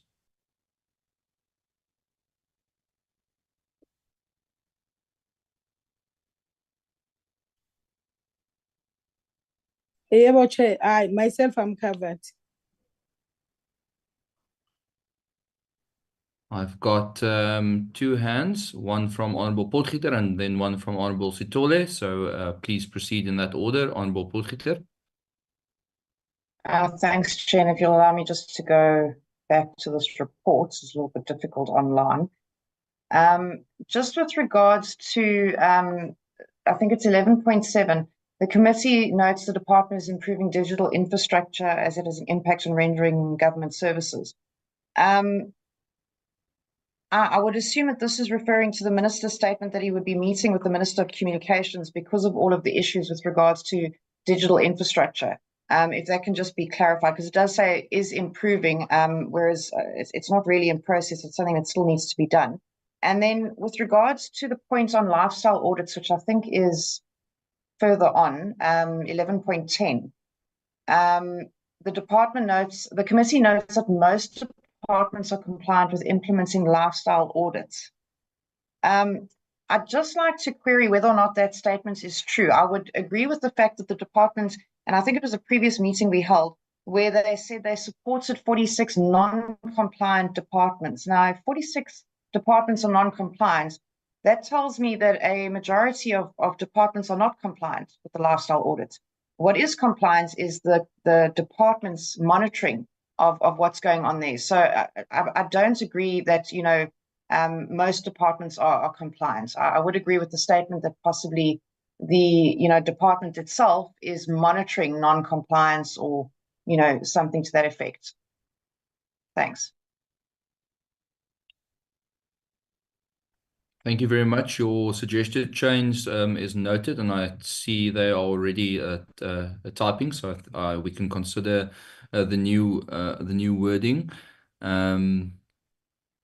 Biela. Yes, there we go. yes, Chair. Yes. There we go. Let's maybe just wait for to be finished. It now says the committee notes that the department is monitoring departments to be compliant with implementing lifestyle audits.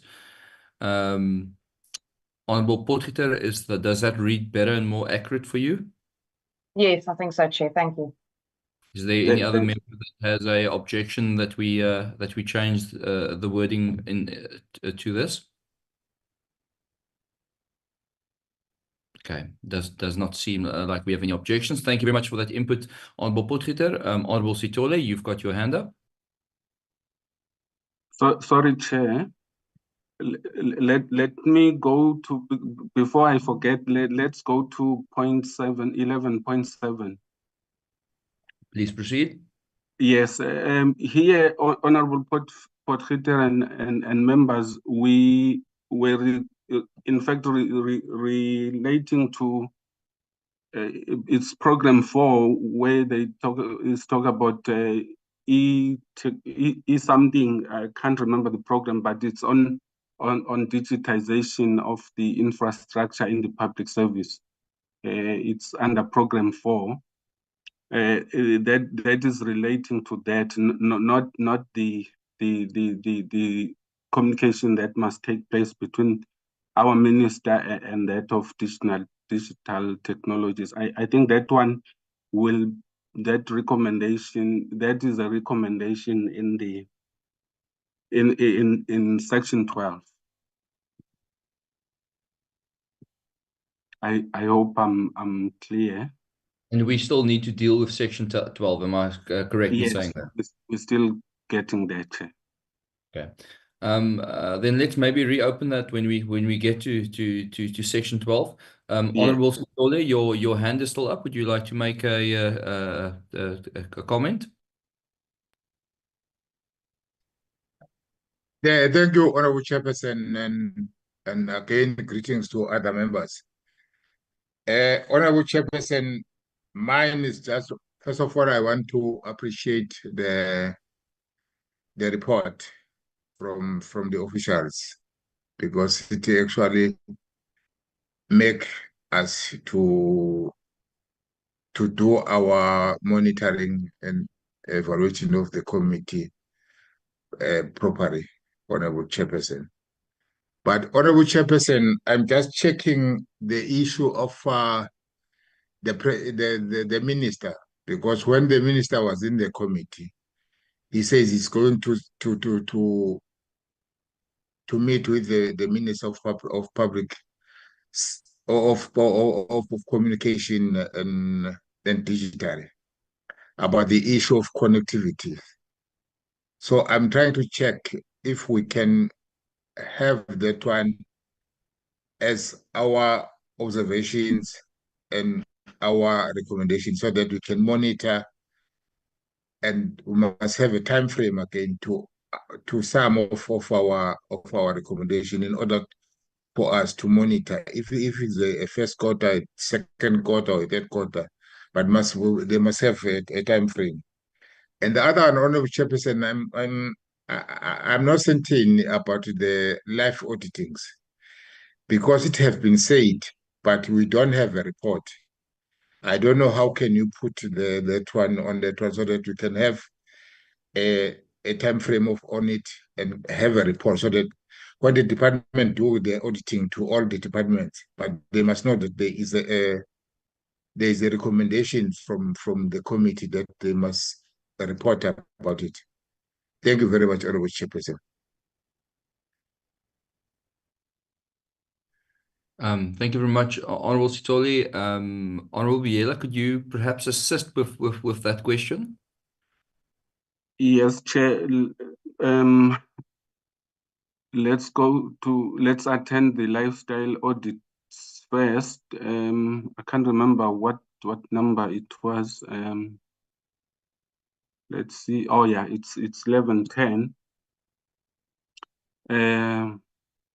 Okay, then we can say here.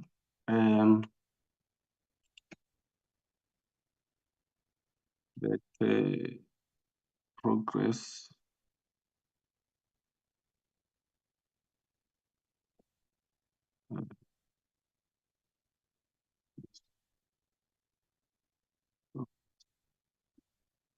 The committee.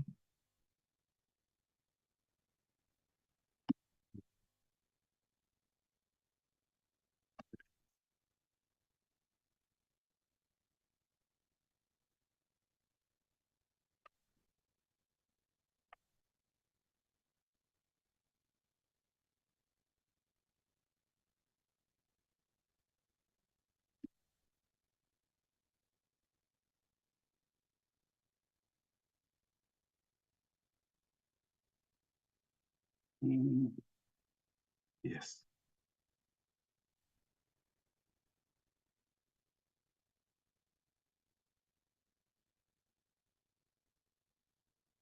Yeah, I think we will put let's see, progress is sought by the committee on the lifestyle audit, so that the committee can monitor it. Yeah, and then the time frame, we will put it in the recommendations when we come to this matter. Just because now it's just an observation, we can leave it like this here. Let's see, pertaining to the, yeah, I think we can just take this one out so that it looks better. I hope I've covered you, Honorable Sithole. And then we will talk about the timelines in the recommendations. Thank you very much, Mr. Biela. Honorable Sithole, are you happy that with the rewording, and that we will, in the recommendations, put together a timeline for reporting on lifestyle audits? Yes, I'm happy now. Thank you, Chair and Honorable Sithole. And the other issue was the minister meeting with digital technologies.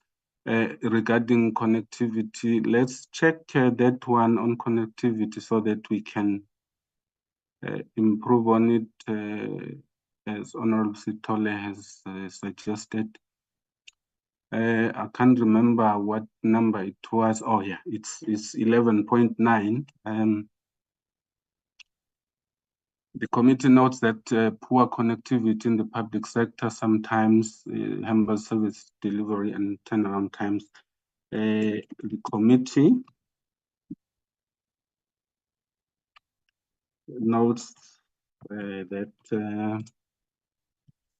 the MPSA, or rather, let me write it in full. The minister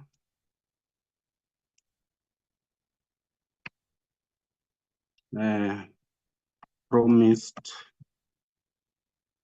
to communicate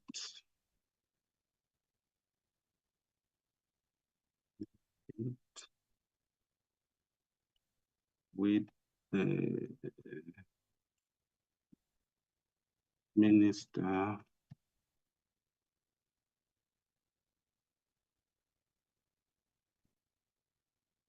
for communications and digital.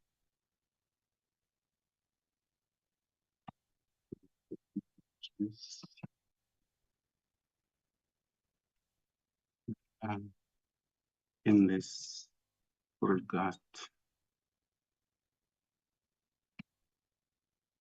Yeah,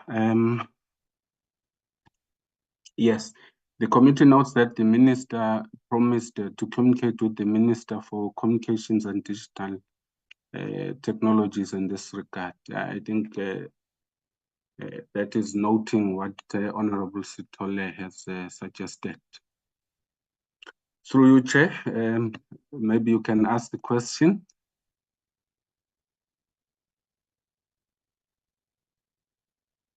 Yes, Honorable Sithole and Potgieter, maybe you can just indicate if you're happy with that or any other members.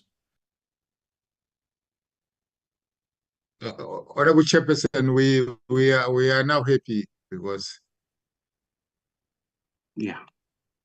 Thank you so much. I think it will help us to monitor our recommendation. Oh, great. Thank you very much, Honorable Sithole. Honorable Potgieter, would you like to add, or is it a different matter? No, it's the same matter. Thanks, Chair. I just want to, because on the 16th, when we engaged the minister, he said that he would provide feedback to the committee following that engagement on the integration of systems.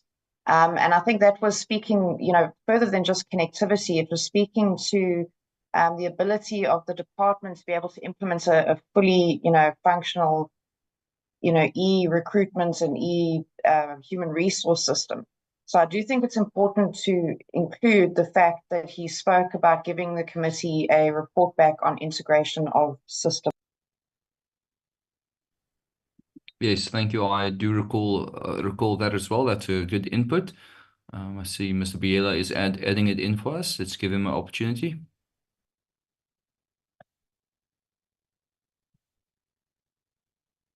Yeah, thank you, Honorable Chair and honorable members. Yeah, then we added that in this regard, as well as improving,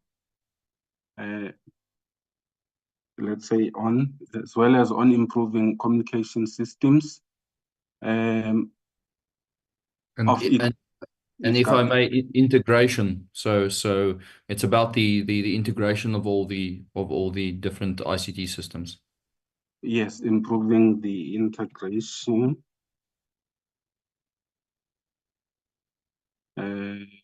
Communication systems of e-government.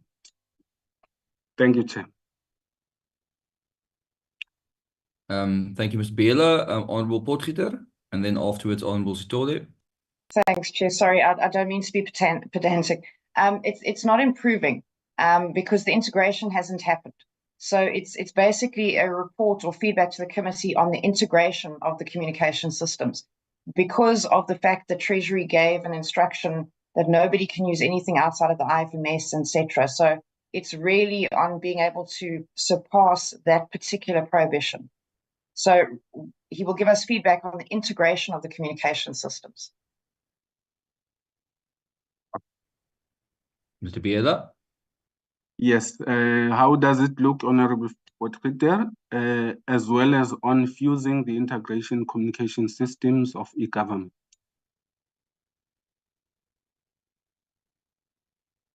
Thanks, Chair. Look, I'd be happy with, just on the integration of communication systems.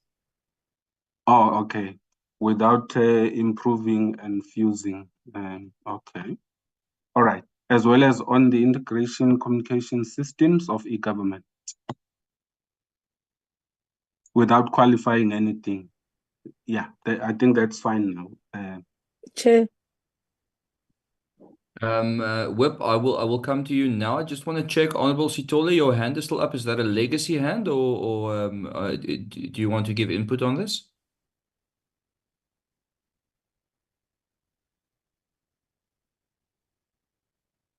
Okay. Seems like that was a legacy hand. Honorable Whip, please go ahead.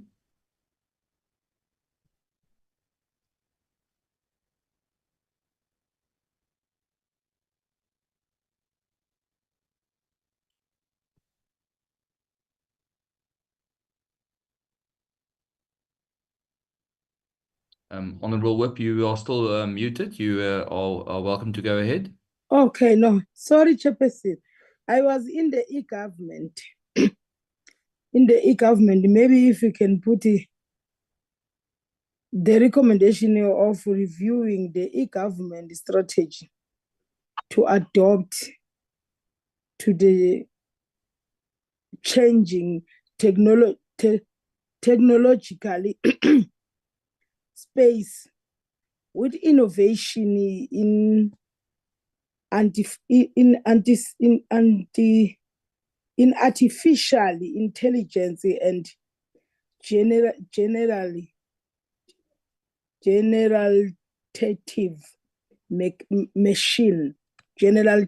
machine learning and the other form that can enhance the information system and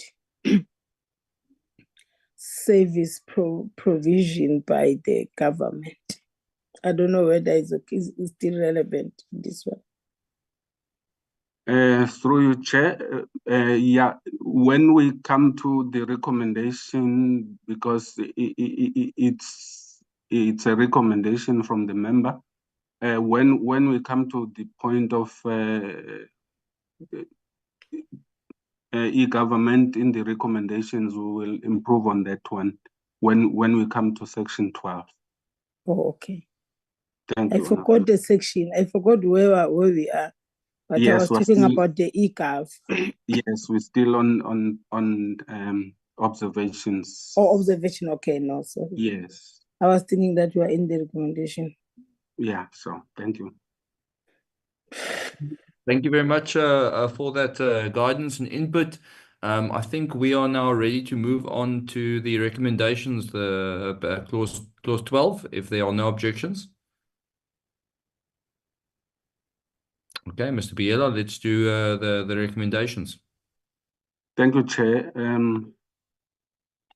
We are now on section 12, which is recommendations, and the members will note that they follow from the observations. The numbering always corresponds to what has been said in the recommendations, except on the first one, which talks about the audit outcomes and whatnot. From number 2, then it will follow everything in that sequence from at the recommendation section. Then let's go. 12.1, the following recommendations are proposed. The department working collaboratively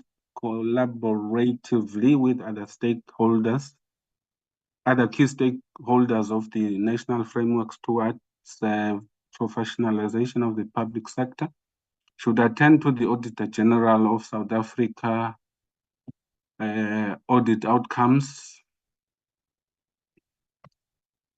relating to the framework and develop an implementation plan to ensure that all issues identified are addressed in order to build a capable, ethical, and a professional public administration.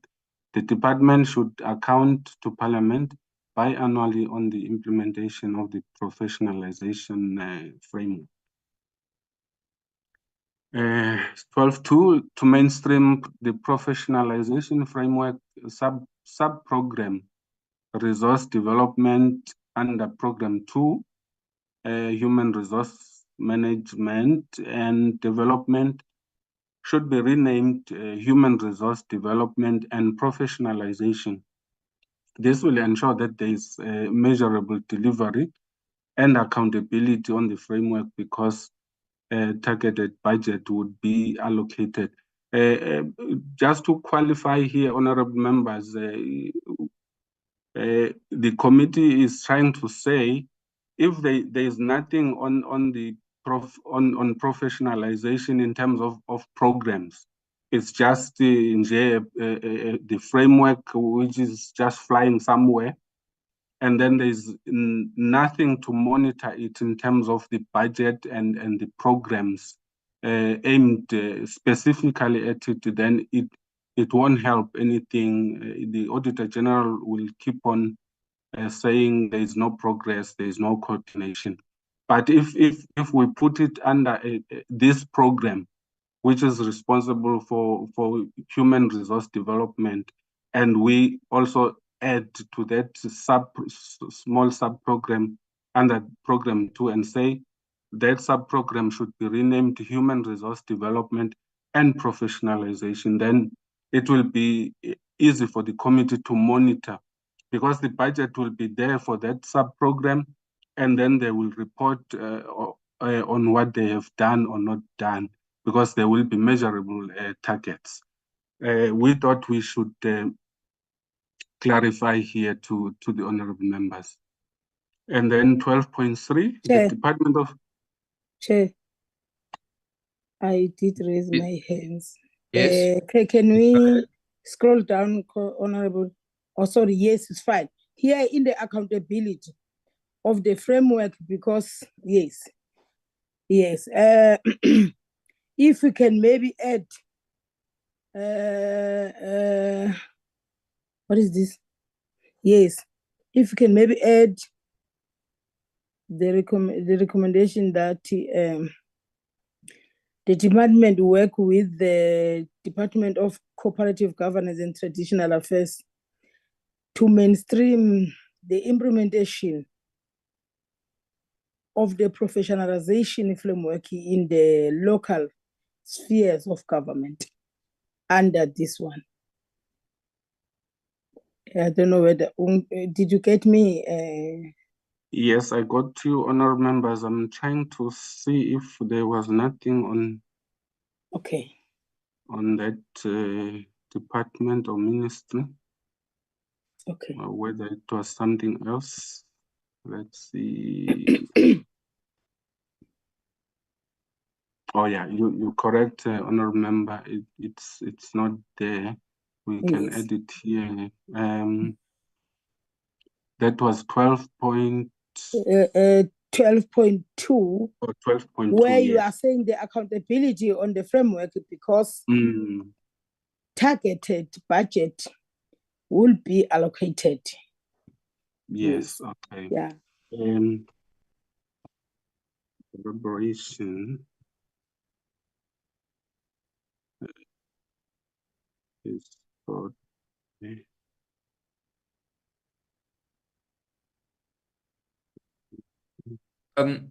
If I just may, Whip, we can finish this, but I think it is better to stick to the normal procedure where we read through all the recommendations and then at the end give members the opportunity to give their input. But I will allow this to finish. But let's after that just work through the recommendations and then members can give their inputs. Thank you. Yes, I think that's right procedures to do.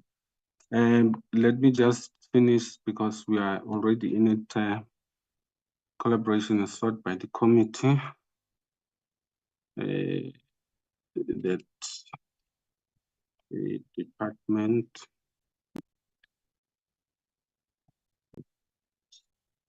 in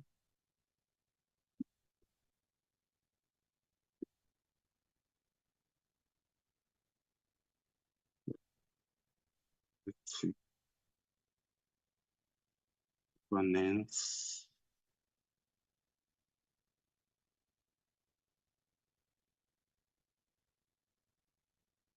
and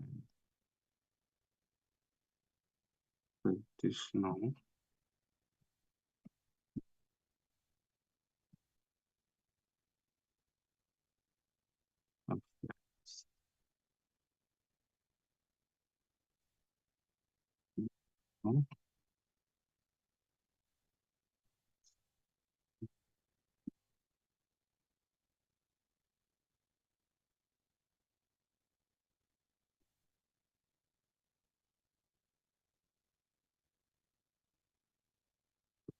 Yes, yeah. Collaboration is sought by the committee that the department ropes in the Department of Cooperative Governance and Traditional Affairs to also mainstream the framework in local government. Thank you, Madam. Let's go to 12.3. The Department of Public Service and Administration should, in collaboration with the Department of Planning, Monitoring and Evaluation,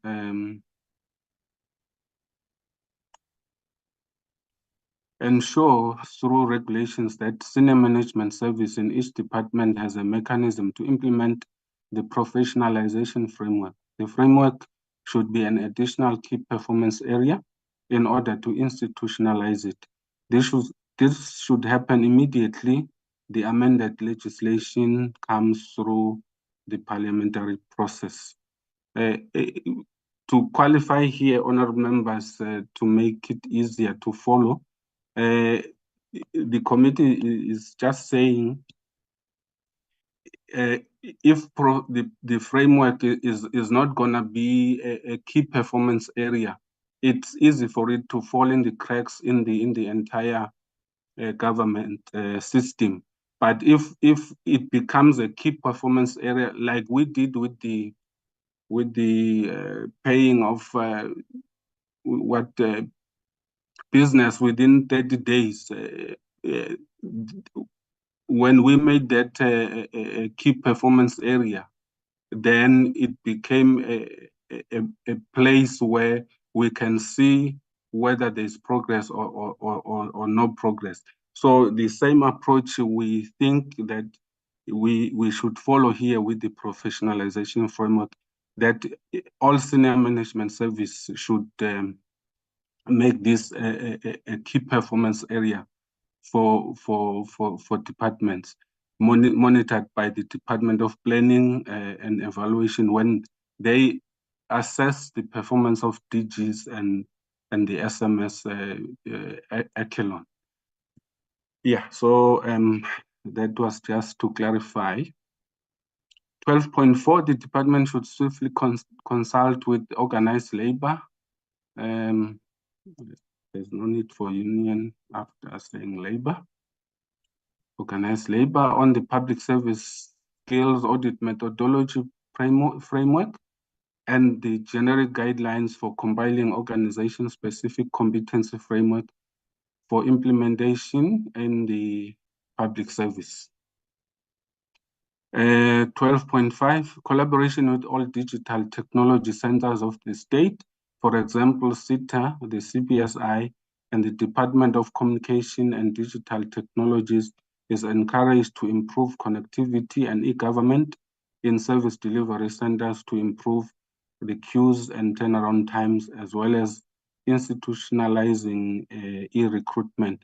I think that was Honorable Potgieter's concern, and also Madam Whip I'm forgetting the last name. Sorry for that. Mamtlaba. Mamtlaba, yes, Mamtlaba. So this is where I think you will have to come in if there's something missing when we engage. But for now, let's just read everything and then we will come back to this point. Thank you. 12.6, the department is encouraged to finalize the disciplinary code to institutionalize good discipline within the public sector. The department, 12.7, should continue monitoring compliance of the lifestyle audits to ensure uniformity across the public service. Maybe while we are at it, we can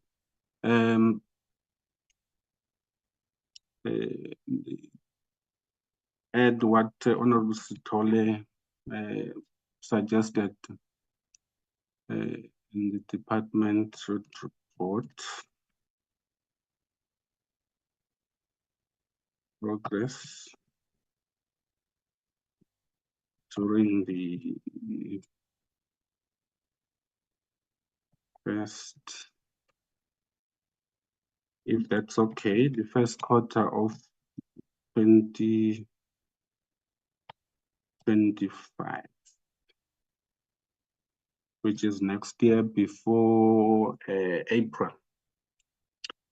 Yeah, let me read it again. The department should continue monitoring compliance of the lifestyle audits to ensure uniformity across the public service, and the department should report on progress during the first quarter of 2025. 12.8, the technical assistance unit must, in terms of legislation and regulations, report to Parliament on its activities at least twice a year. I remember that this was the chairperson's recommendation. 12.9, decentralization of disciplinary cases to each accounting officer does not mean that the department has no responsibility to play in monitoring the adherence of the disciplinary management in the public service. Therefore, the oversight on discipline management should be regulated in the regulations to compel departments half-yearly or every 6 months to update on the record, progress, and finalization of disciplinary cases. Yeah, I remember here the members' concerns were that always the department exonerates itself when it comes to disciplinary cases and backlog, saying it's a decentralized process. They are not there they can only issue circulars and whatever to remind, and then it doesn't improve anything. Therefore, the oversight on discipline management should be regulated in the regulations, so that the department would compel through a written legal document to ask departments to provide progress and record and finalization of this. Then it will help to make the department itself accountable and the other departments as well. Thank you, honorable members. We go to 12.10. Okay.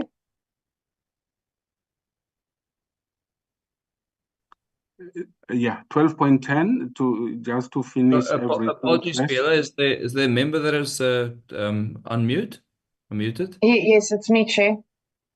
Honorable Potgieter? Yeah, apologies. Before you move from that point, I just wanted to just check something quickly. At a previous meeting, they stated that they needed to establish a group to develop a monitoring and implementation system for this. I'm just wondering, in terms of, is that covered where you say it must be regulated in the regulations? Because it's not quite the way they framed it in that meeting. So I just want to clarify. Thanks.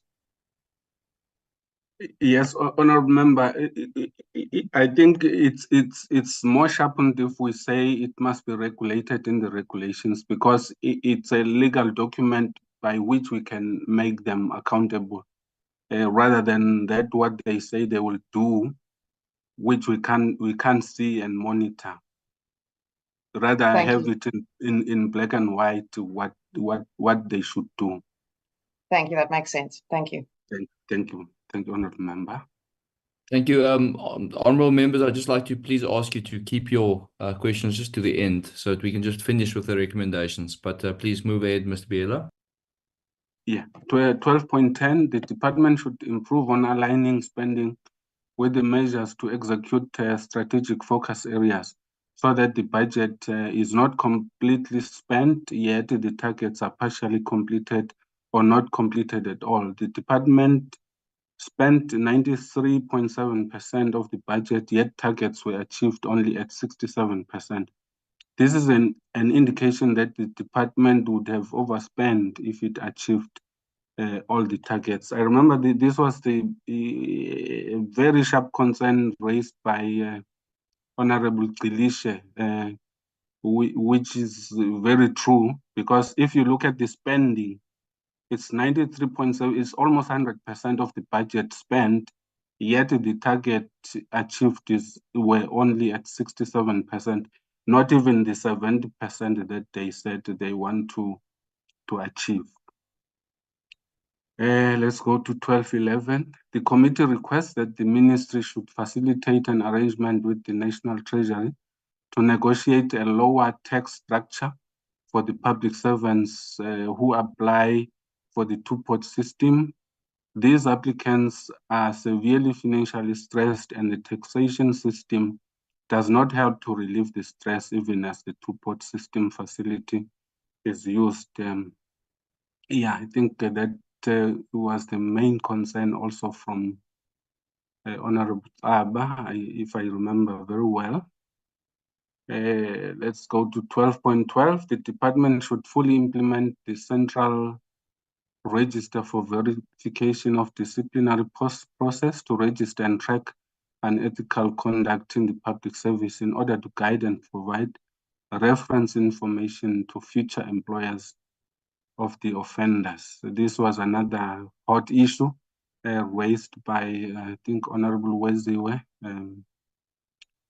on this matter. And then 12.13, the department should enforce provisions on the prohibition of public servants doing business with the state as the Public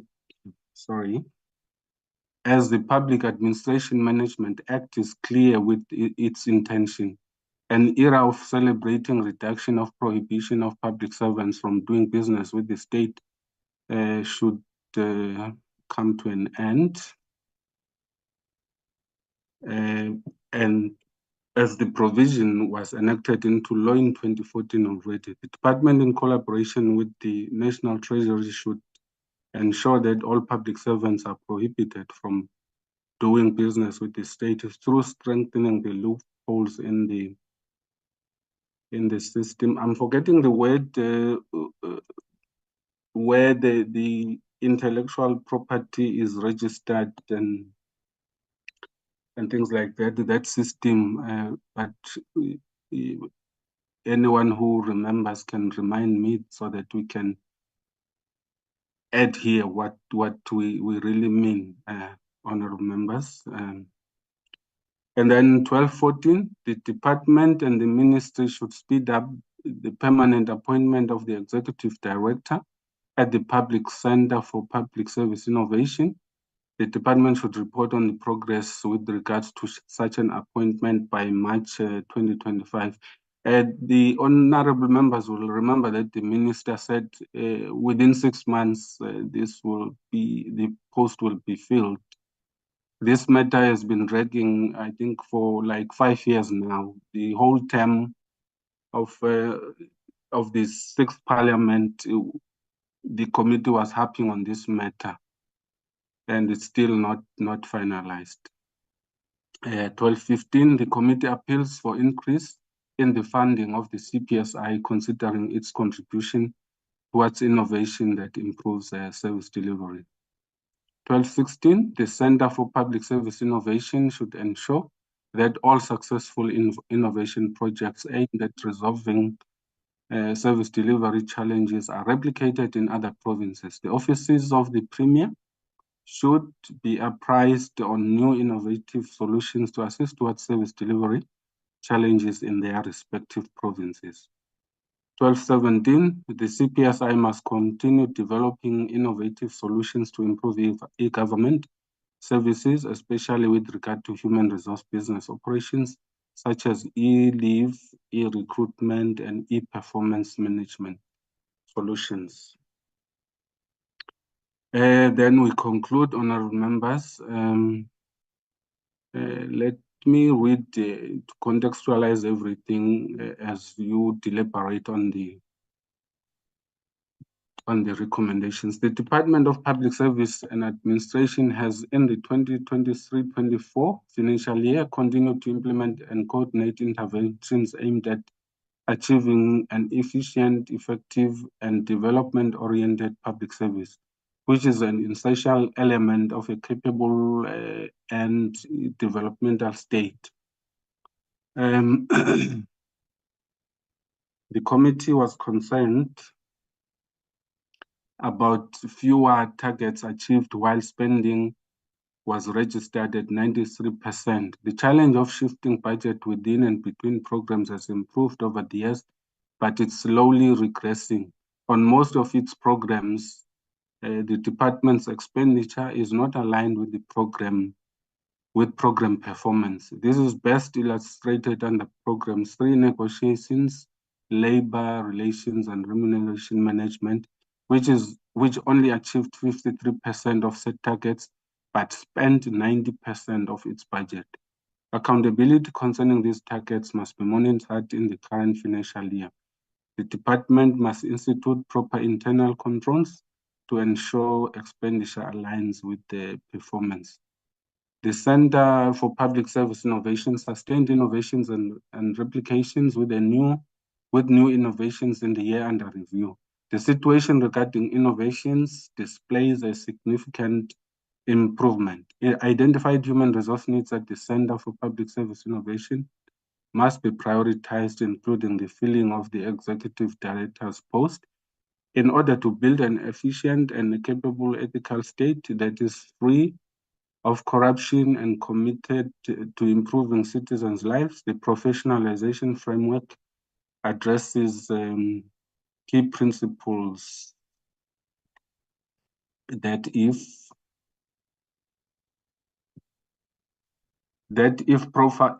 properly and intentionally planned and coordinated, will lead to a reformed and professional public sector across all three spheres of government. Yeah. Thank you, Chair. Thank you, honorable members and colleagues. Let's go back to deliberations on the recommendations.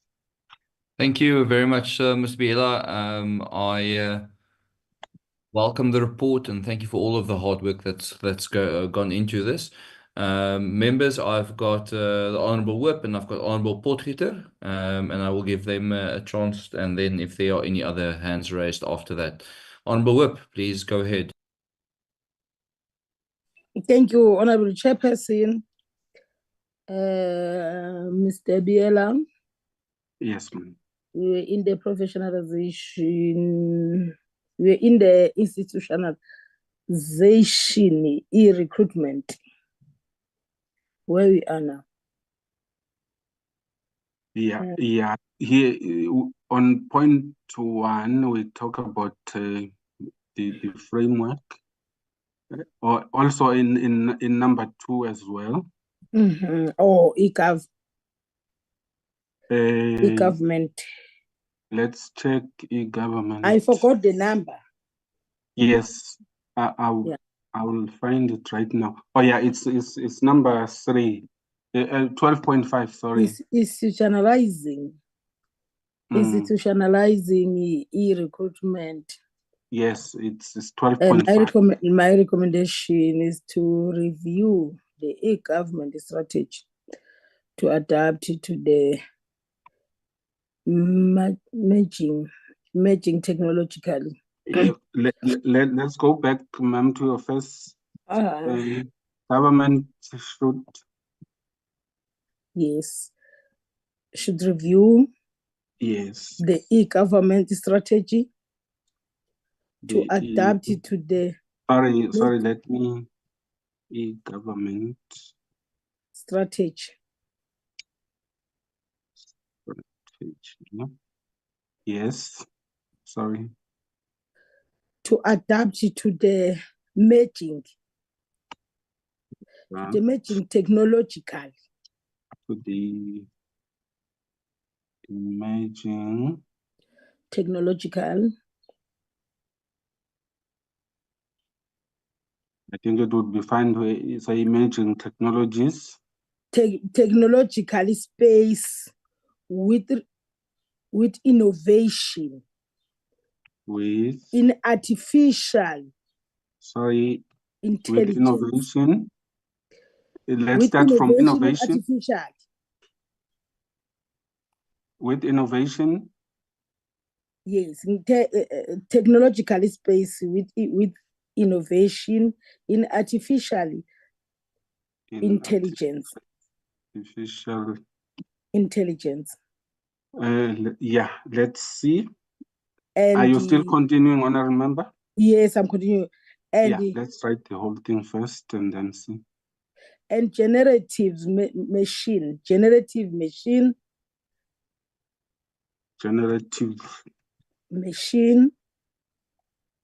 learning and other forms that can enhance information. Yes, that can enhance information system and service provision. Systems and service provision. Systems and service provision. By the government. I end there.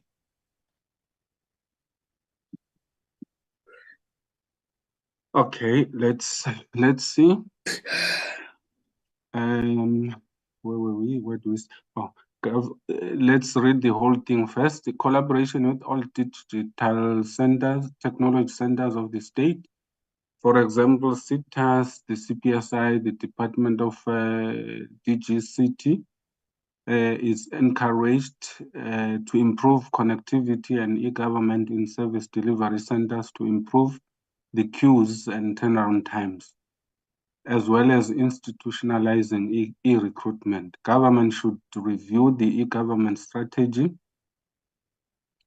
to adapt to the emerging technologies with innovation in artificial intelligence and generative machine learning and other forms that can enhance information systems and service provision by government. Yeah, let's improve on this one. Let's say here department should facilitate so that it's not government reviewing government. Yes, department. They should facilitate the review. Yes, this department should facilitate the review. Yeah. Yeah, I think it's fine now. Or maybe reviewing. Yeah. Should facilitate the reviewing. Maybe I think the review. Okay. Review of yeah. Review of the e-government. Yeah. Yes. Yes. Thank you, Honorable. Honorable members, if there are no objections to those, can we continue? Sorry, I forgot the number, man. Hey, there was we were in. Let me check. We were in. I don't know. Operations such as Chair and honorable members, can I take a leak while the member is still looking for? Yeah, no, I'm you. there. I'm there, Bob. Okay, can I take a leak? Okay. Yes, Mr. Biela. I think then we need to all take a body break for 2 minutes because we Yeah. need you to continue. So Yeah, thank you, Chair. so members, let's all just take a quick 3-minute body break, and then we will continue. Okay.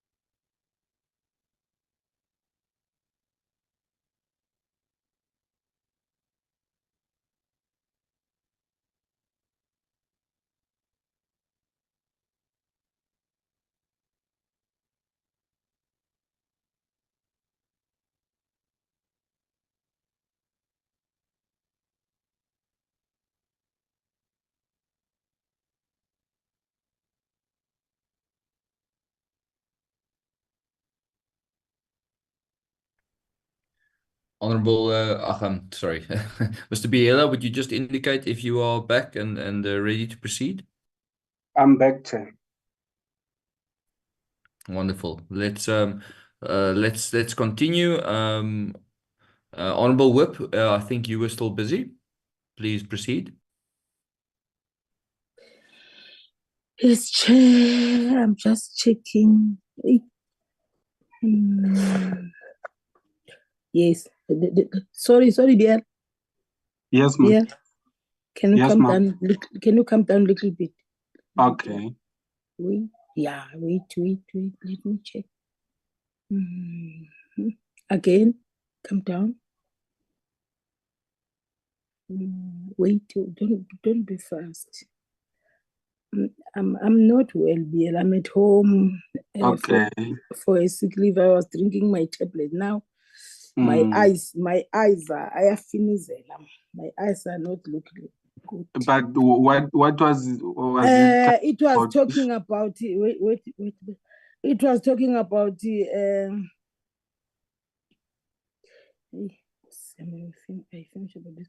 It was talking about the hey, they're talking about the considering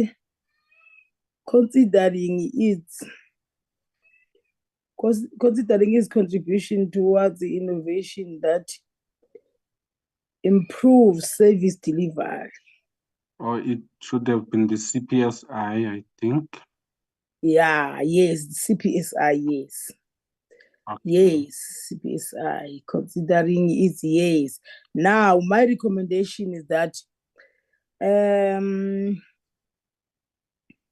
CPSI should focus here on joint financing of projects with other state agencies to increase their impact. Yes. Okay. Yeah, I think it's yeah, it it's should in be the service delivery. yes. We can add on service delivery to say the CPSI should focus on joint financing of projects with other state agencies to increase their impact. I don't know whether Young Tola, are you getting me correctly? yes, joint. Okay. How about you say joint funding? Yeah, it's fine. Also, that one is fine. Yes. Innovation. Joint funding of innovation projects. Joint. Other innovation agencies. Yes, we said the CPSI should focus on joint funding of projects with other innovation agencies. Then we say e.g. So that we e.g.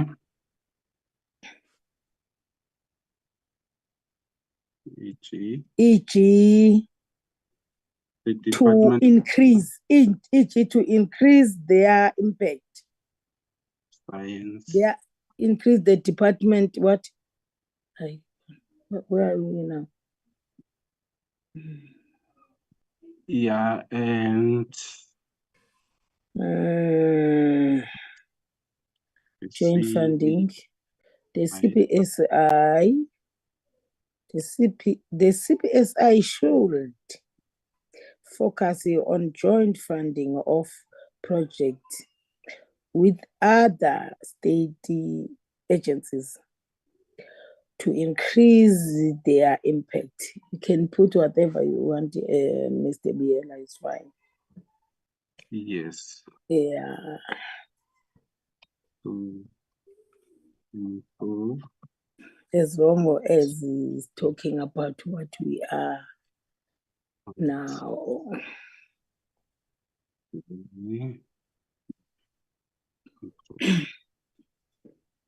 Yes. Okay. Let's read it again. Yes, Mr. Biel. Yes. The Yeah. committee appeals for increasing the funding of the CPSI, considering its contribution towards innovation that improves service delivery.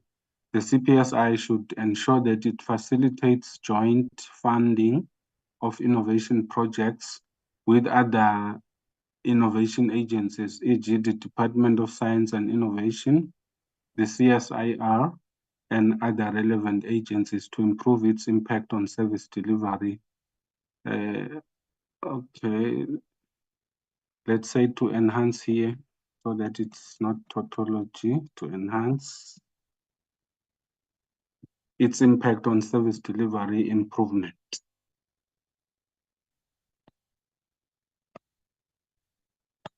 Through you, Chair, how does it sound?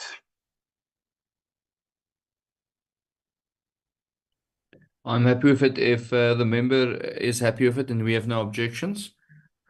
Honorable Chair. Honorable Sitole. I'm not objecting to that one, but it seems that it's very close. Can they rework it? Because if you check, the committee appear for increase in the finding of the CPSI, considering its contribution toward innovation that improves service delivery. You talk about service delivery there, and then down again on enhancement is important, is impact on service delivery improvement. I don't know. Sometimes this my understanding is not correct. The CPIS should ensure that it facilitates joint funding of innovation projects with other innovation agents. Yeah, there's a I little don't know. clarification. The learned person should see what I'm trying to say here. Yes, Chair. The issue about service delivery improvement is just that service delivery is just a blend. It's just to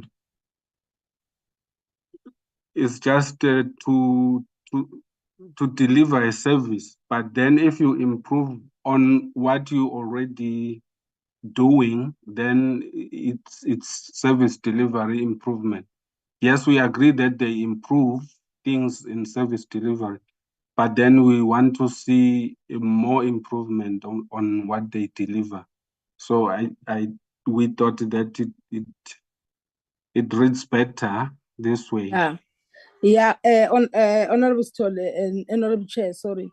You are right, Mr. Biela, because up there he's talk about the innovation that improves service delivery, and down there said enhance its impact on service delivery improvement. Yes, it's fine. It's fine. Yes, thanks so. Okay, Chairperson. Please go ahead. Yeah, I would suggest through you, Chair, and honorable members, that maybe what we can do, because if you look at the original recommendation, the committee is appealing for an increase in the funding of the CPSI, and the point that Honorable Taba raised, we make it a separate recommendations, because the recommendations on the funding merely we encourage the National Treasury to increase the funding for innovation projects, whereas the second recommendation, if I may consider the second to add to this one, is just to encourage the CPSI to collaboratively facilitate this joint funding of innovation projects with other government entities. So they should be, if I may request that we split the two and then have that followed by the recommendation that is proposed now by Honorable Tshawe. Thanks, Chairperson. I think that's a good suggestion. I agree, Chairperson. Thanks, George. Yeah, it renders better as a separate recommendation. Thank you. Honorable Whip, are you happy with that? And do you have any other inputs? Yes, I'm happy about what the official are saying, but again, I still have another recommendation. And what is this? Where we are now? I think it's fine now.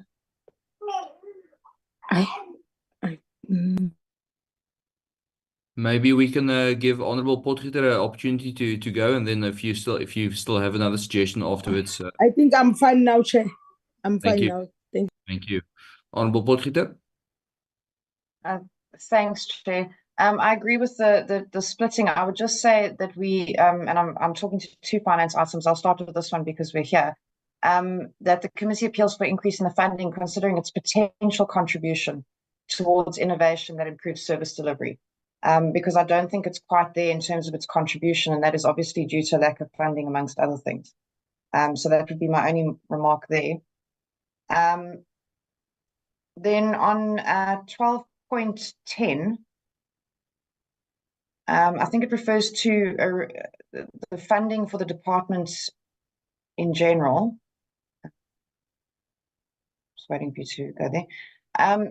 So it talks about the fact that the department is unable to complete its targets because of the fact that it doesn't have enough money. And I don't know, Chair, if I completely agree with that statement. If we look at their report on their KPIs, I mean, you know, the reasons for their non-achievement are not budget related per se. Under e-government, they didn't achieve the support of 161 departments because some of the departments did not attend the sessions. Under the labor relations, negotiations, and remuneration, which was, I think, the key one that we discussed, the reasons for non-achievement are for the draft progress reports on the review of the 2016 public service framework was because they couldn't find suitable service providers, so the tender had to be re-advertised. The remuneration policy item was not submitted to the Minister for approval, which is why that was not achieved. Then they had the monitoring reports on the collective agreement, which was not routed for approval before the end of March 2024, which is why it wasn't achieved. The disciplinary code item was not achieved because it wasn't tabled at the Public Service Coordinating Bargaining Council for consultation with Labour. The job evaluation system was not achieved because there were additional inputs that were received from organizational development officials. And the draft research reports on post-provisioning norms was not achieved because it was indicated that there were substantive gaps in the data, which required further research. So we could argue possibly on that particular item that further research requires budget. But all of the rest, the non-achievement relates to either not having tabled it or routing it through to the Minister, or departments from outside of the DPSA not having contributed. So I don't think the statement that if they don't get more money, you know, they're not going to be able to achieve their targets at all. And I do think it provides a little bit of I don't know what the word would be, but it just provides a cushion that if targets are not achieved, you know, the department can say it was due to a lack of budget, when it's clearly indicated in their report to us that that's not the case. Thanks. Through you, Chair. Yes, yeah, yes. What the committee is observing here, it's not that they said they didn't have the budget. They had the budget, but this is only the committee's observation and recommendation that they should improve because they have the strategic focus areas, the targets, and then the budget to spend on them. But now, if they spend to that extent of 93.7, which is almost the finishing the entire budget, yet achieving only 67%. So the observation from the committee is that this is an indication that the department, if it would have achieved all the targets, it would have overspent. It's not them telling us, they gave us the reasons, but we're still observing that if they had achieved all their targets with all the coordinating, bargaining, all those issues, then they would have overspent on their budget. If they can deliver at 67, but still not spend at 67%, but at 93%. So I think that is where the issue for the committee is, Honorable Member. Chair, no, Chair, if I may. Yes, please. If we go back to 11.15, you'll see that it clearly says that the committee is concerned about the sort of lack of alignment between budget and that the department is unable to complete a lot of its targets because of the lack of budget. It's throughout the entire report, not necessarily in that particular clause, but that clause speaks to the budget spending versus the alignment of targets. And here it says that we note that the budget spending does not align with the measures to execute the strategic focus. So it's basically stating, and the way I'm reading it, is that the budget is almost completely spent, yet targets are partially completed or not completed at all. And throughout the report, it keeps making reference to the fact that the department is basically not going to be able to complete all its targets because it doesn't have enough budget. And I don't agree with that statement, because the non-achievement, particularly within the labor relations sphere, is not due to budget. It's due to human action that needs to take place, if I'm making sense. Thanks. Through Chair, yes. Yes, Mr. Biela, I just want to add, if you go back to the original recommendation, which we were speaking to, my issue is just I don't think the conclusion that you reach in the last sentence that we reach there is logical. So if you can just maybe go back to that recommendation.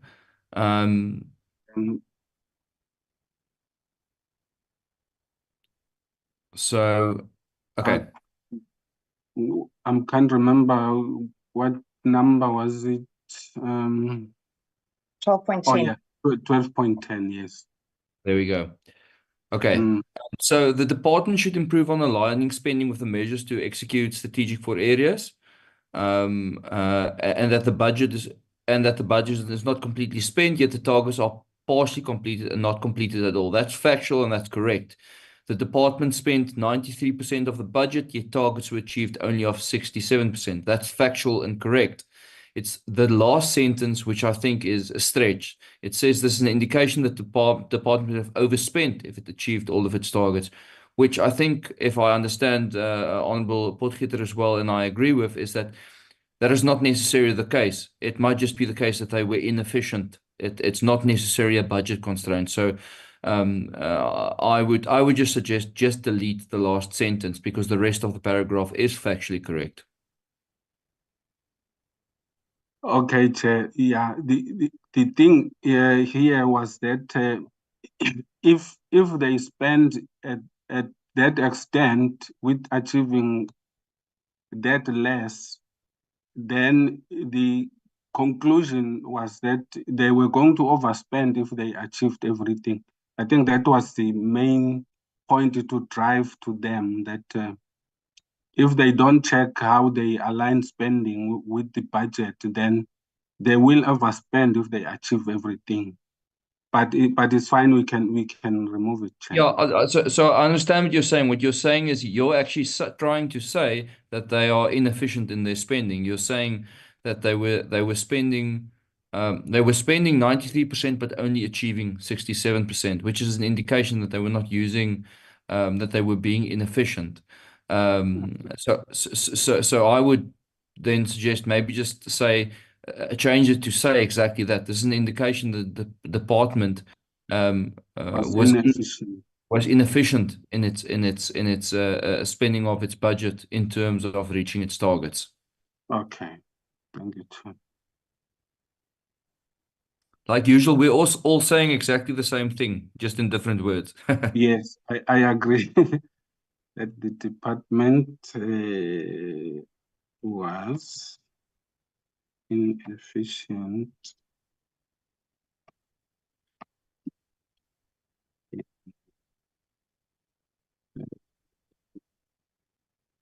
what's the word in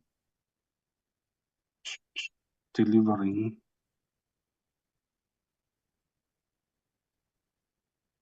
in managing or in executing its budget to achieve its targets in relation to the budget spend. Yeah, how does it sound, Chair?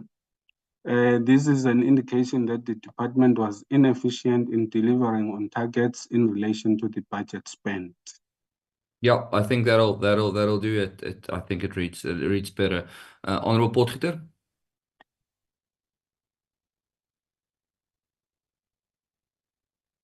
Thank you, Chair. Yes, exactly that. Thank you, Honorable Potgieter. Thank you, Chairperson. Okay, Honorable Potgieter, I assume you are finished with your inputs. I see there's still a hand up for the Honorable Whip Kaba. Please go ahead, or is it the legacy hand? Sorry, Chair.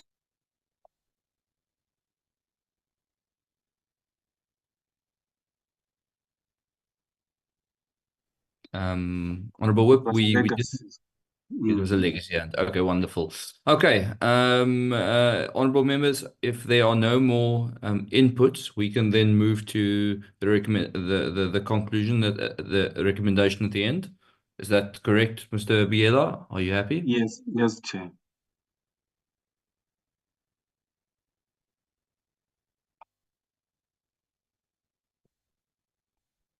Yeah.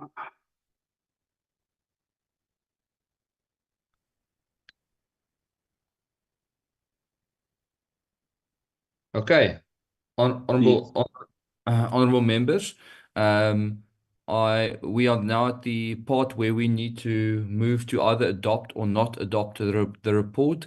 Can I please have a suggestion from the floor?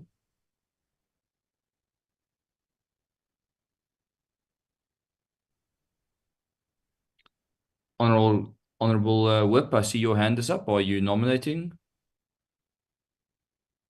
Sorry, Chair.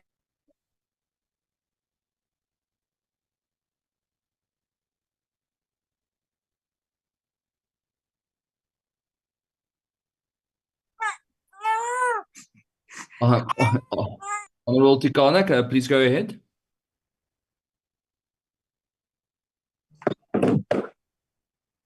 Good afternoon once more, honorable members, Chair, and the members of the committee. I move for the. Thank you. Thank you very much. Duly noted. Honorable Potgieter. Thanks, Chair. I second that. Thank you very much, honorable members. With that, the report is considered and adopted, and we can move ahead. Thank you, Chair. Thank you, honorable members.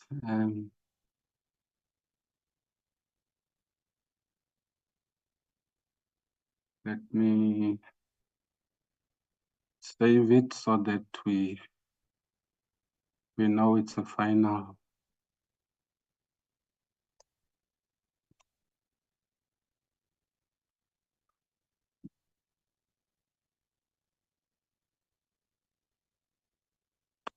Okay.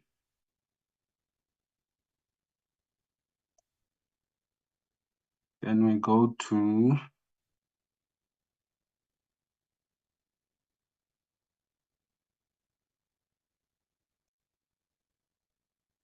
hello, Mercy. Mr. Biela? Yes, I'm not sure if I've stopped. I was moving the report. Yes, It it's not says fine. now the sharing has been. I don't know if I'm still sharing. Okay, let me check. Tamlo. Okay. Okay, you can proceed. Okay. We go to the NSG.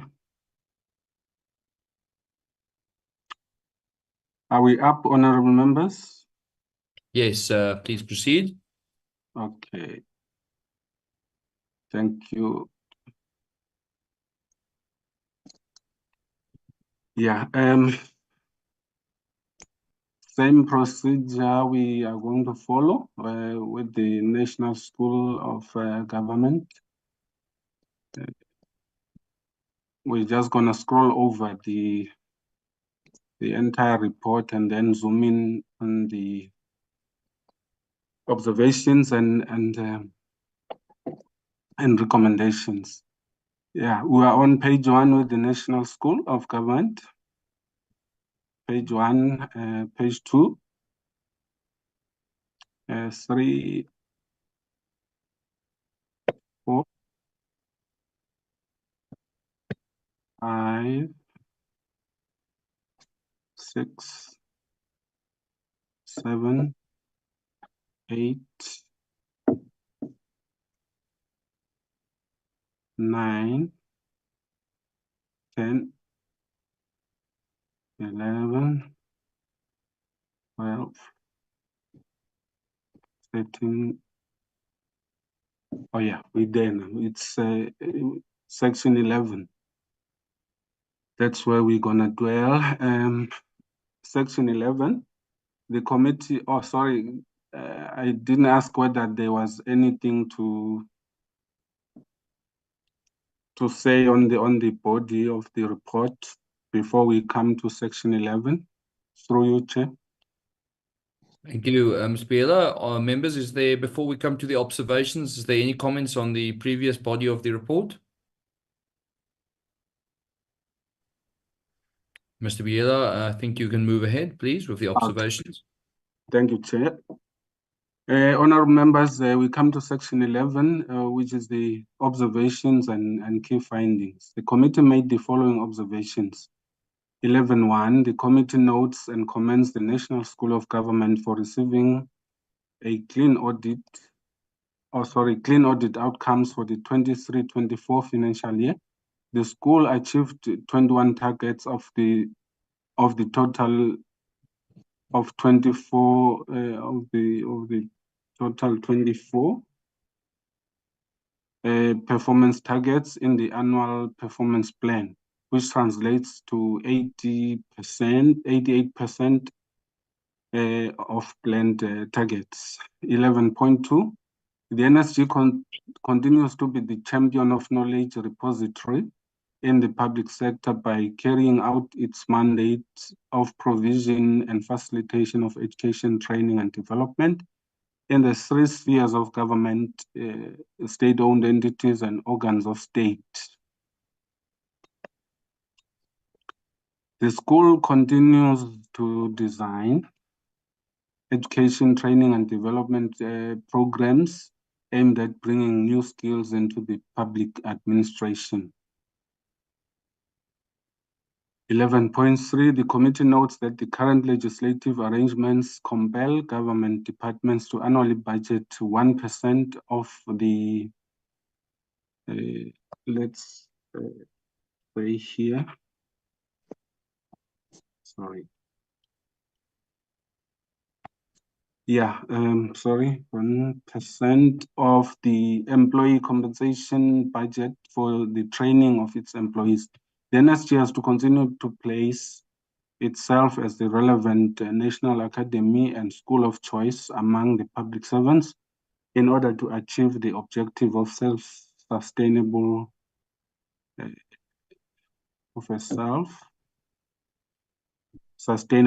funding model.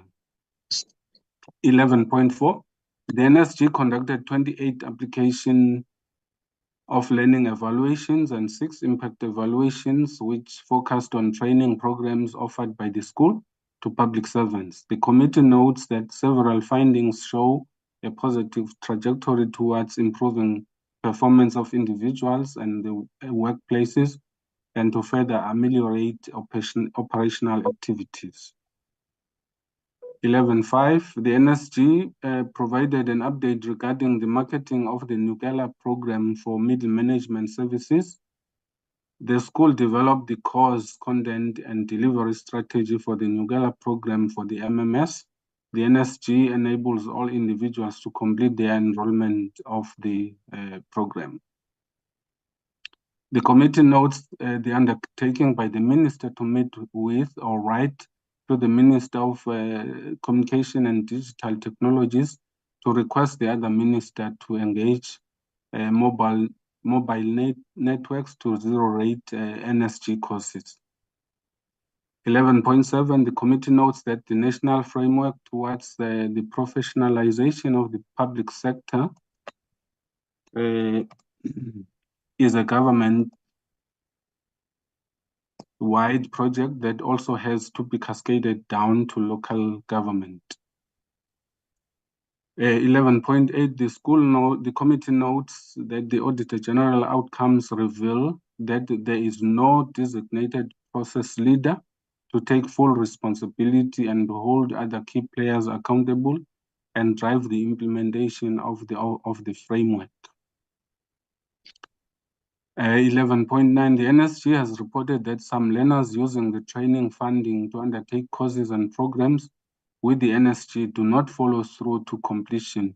This is the wastage of public resources. 11.10, the committee notes that the skills audit is not finalized yet and that it is still work in progress.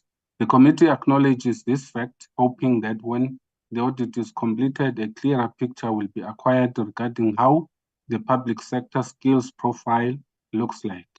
The public sector plays a significant role in delivering essential services to citizens. As such, it is vital to ensure that the workforce within the public sector is skilled, competent, and capable of delivering services efficiently and effectively. 11.11, the committee raised a concern about the evolving nature of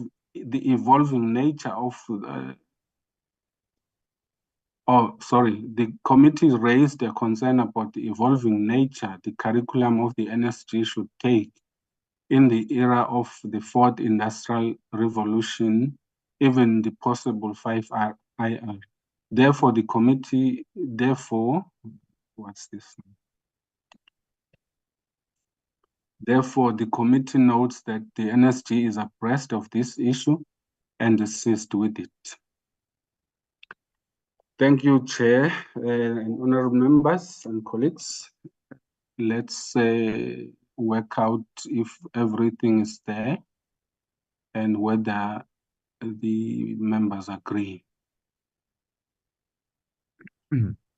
Thank you, Mr. Biela. We will move with the hands. I see we've got a hand from Honorable Potgieter. Please proceed.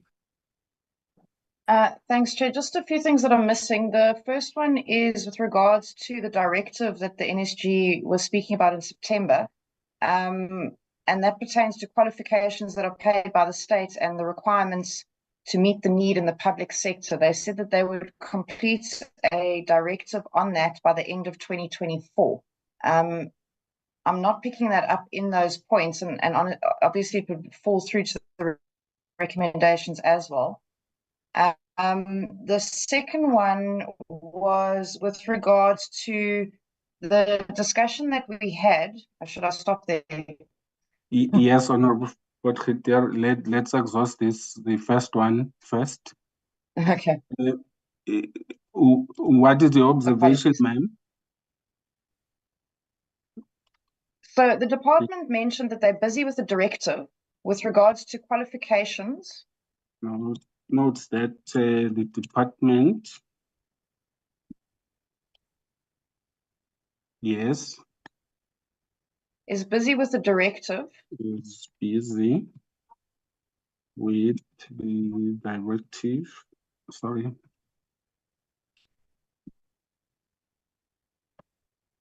Yes, Regarding qualifications paid by the state.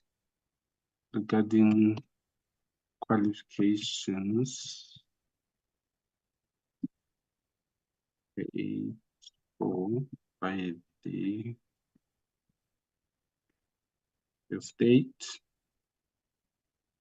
And I don't know if this wording is correct, but the requirements to meet the need in the public sector.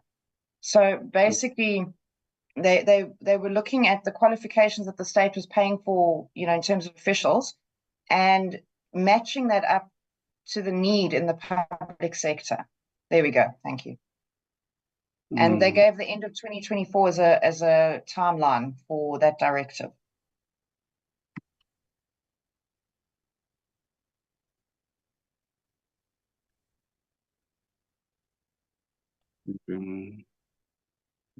Meeting. The timeline.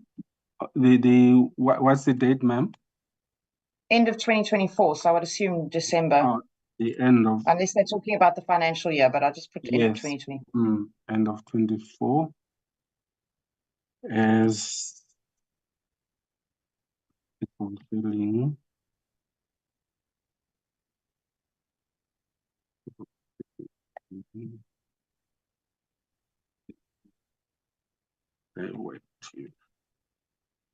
Okay, let's read again. The committee notes that the department is busy with the directive regarding qualifications paid for by the state and the requirements to meet the needs of the public sector, and giving the committee the end of 2024 as the fulfilling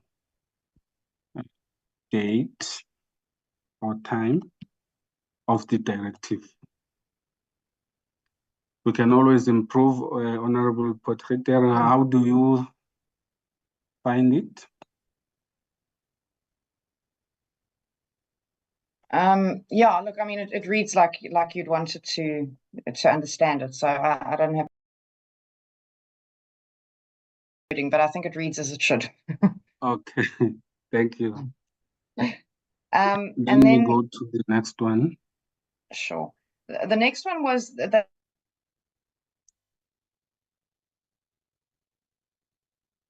they spoke about.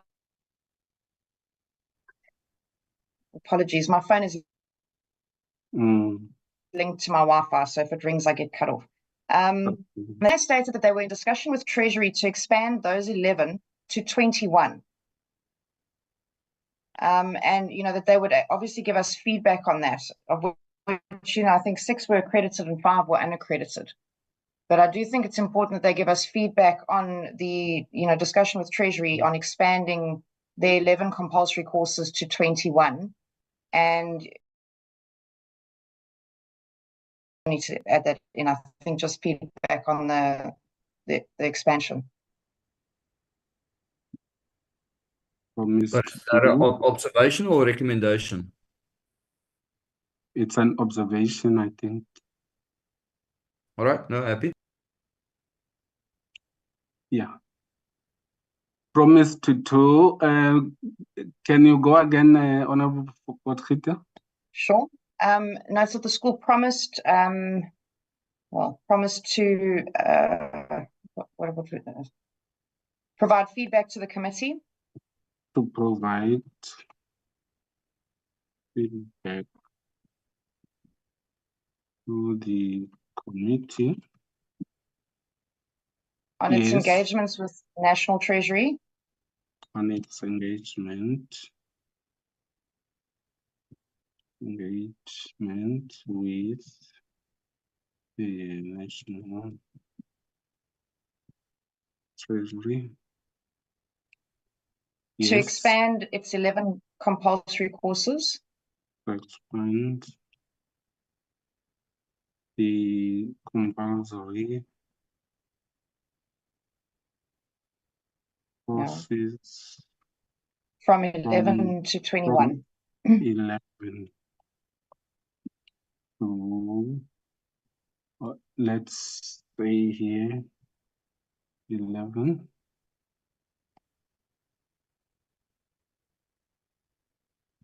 To 20. Yeah. And then Chair, the other issue that they brought up was that they need to apply for reaccreditation, and that the SETAs are needing to redesign a program, and they got an extension until 2026. But I think my concern lies around the application for reaccreditation, and I do think that's important to include here.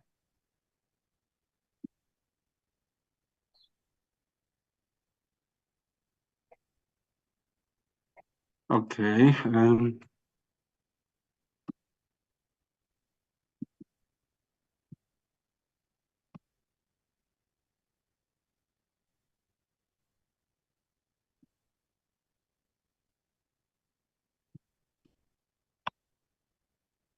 At the school,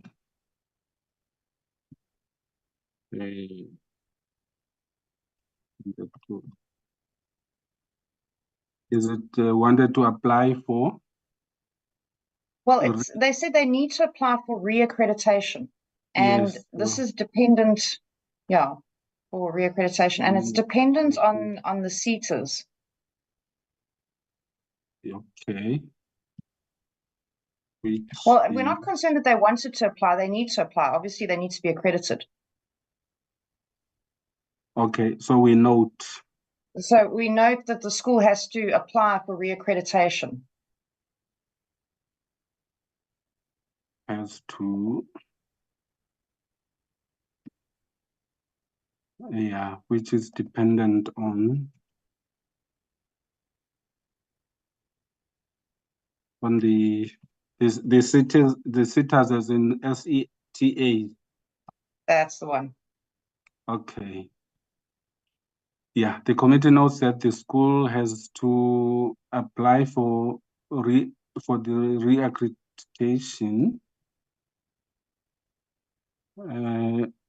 which is dependent on the SETAs. Should we say coming on board or something? Well, what they stated was that the SETAs needed to design a new program and that they got an extension on that until 2026. Okay. On SETAs finishing. I suppose you can say on the SETAs, yeah, or designing a new program. The design, the program designs. There we go. Program designs by 2026. Yeah, that's what they stated, yeah. Okay, thank you. Thanks, Chair. Thank you. Chair? Happy. Is there any other additions members want to make to the observations, or can we move to the recommendations? Mr. Biela, I think we can move. Okay, section 12. The following recommendations are proposed. The 12.1, the Ministry for Public Service and Administration, together with the school, should engage with the Ministry of Finance and the Ministry in the Presidency, planning, monitoring, and evaluation to render the utilization of the 1% of the total budget allocated for training and development in each department a recognized key performance area for senior management service in the public sector. This will ensure that 1, the professionalization framework is realized, and 2, the NSG funding is guaranteed, since this allocation is mandatory and therefore should be properly used or spent even. Used or spent.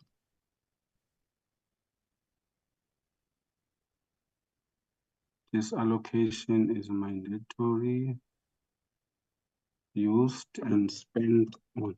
Okay. Yeah. 12.2, The committee appreciates that the school is seized with the implementation of the professionalization framework. However, the committee believes that a dedicated program 3, public sector professionalization, would ensure a dedicated focus on this government-wide project. Let's qualify here, honorable members, that we are trying to say the committee appreciated that the school is seized with this professionalization framework. But if there is no dedicated program to it, like we did with the DPSA in making a sub-program, then here we are proposing for the committee that it says program 3, public sector professionalization, must be established.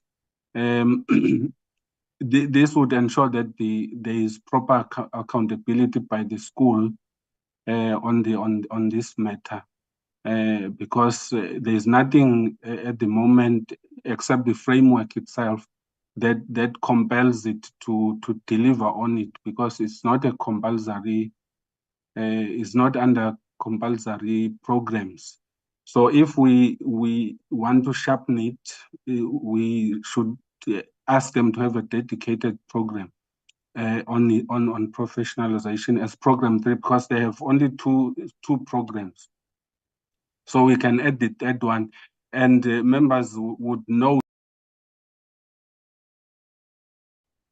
develop a program. It's for that the budget is targeted at that particular project.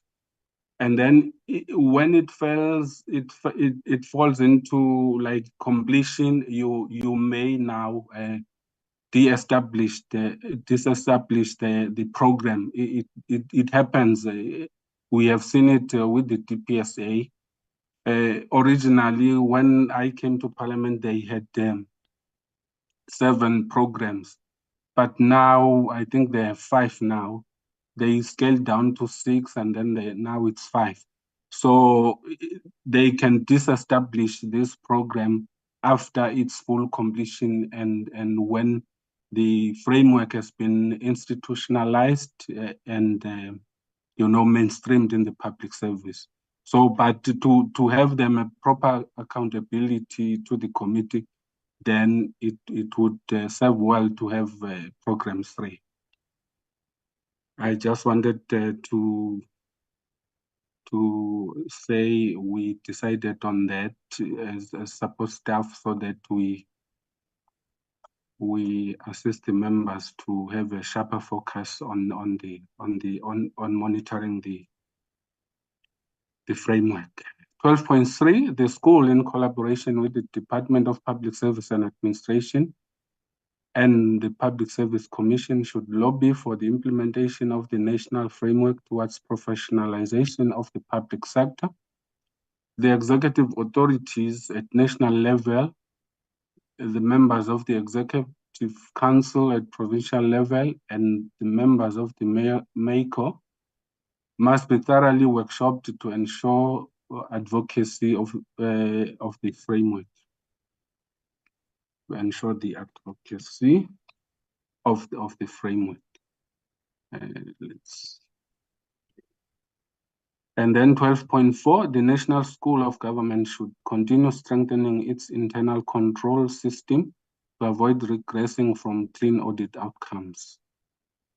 12.5, the national school should ensure that learners follow through their learning programs until completion. Learners who abandon their training programs when funding had been paid to the NSG should be made liable to reimburse the state.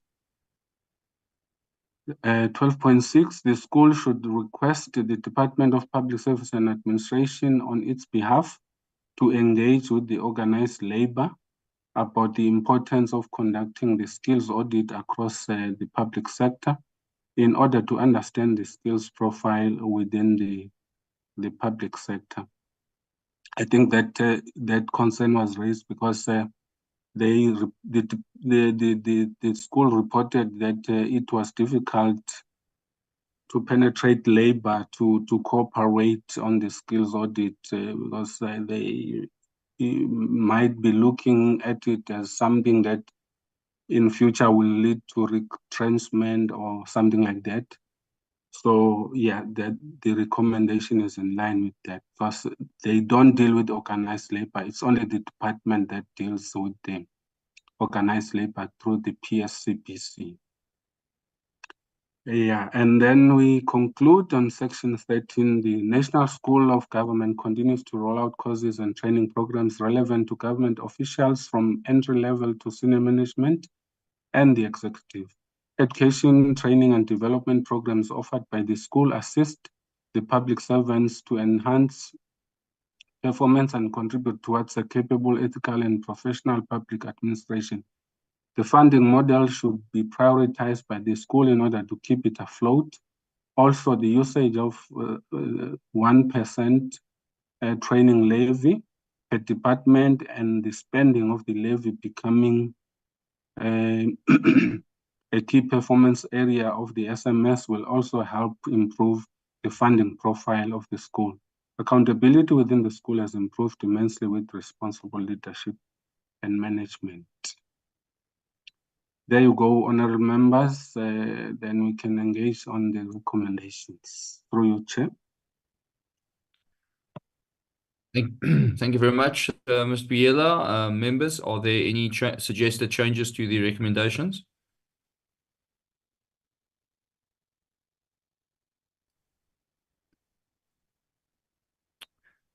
Okay, it looks like we don't have any suggested changes, Mr. Biela.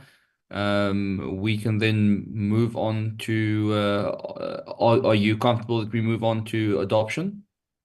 Yes, Chair. Yes, Chair. Members, can I please have a nomination from the floor for the adoption of the report? Chair. Yes, please proceed. Yes, Chair. I move for the adoption of the report as the two reflection. Thank you very much. Do I have a seconder?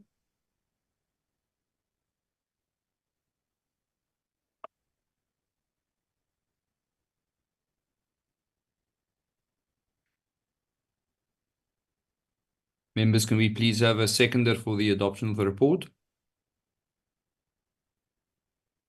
Honorable Tikana.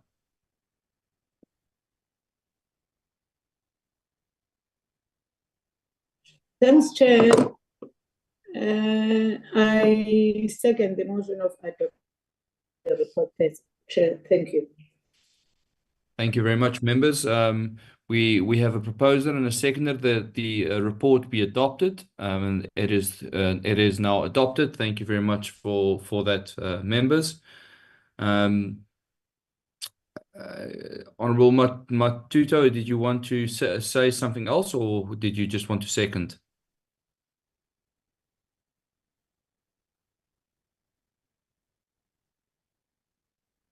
Okay, no, it seems like we can move on.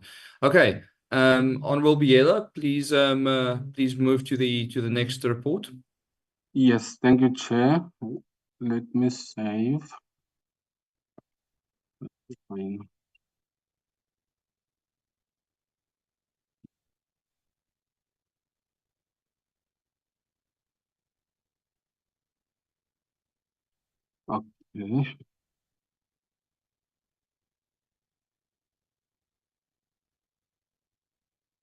Marcy, you'll bear with me. Each time I remove the report, it discontinues the screen sharing.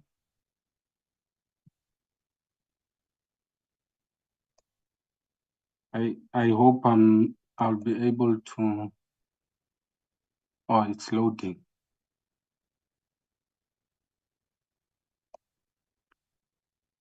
Okay, let's see.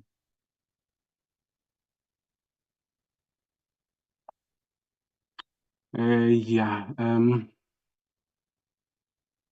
we are now dealing with the PSC, honorable members and colleagues. We're going to follow the same format again.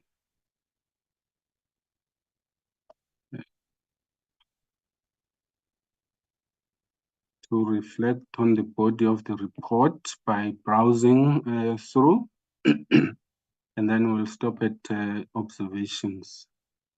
Page 1 of BSc report.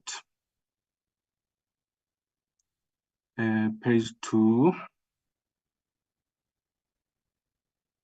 3, 4, 5, 6, 7, 8, 9, 10, 11,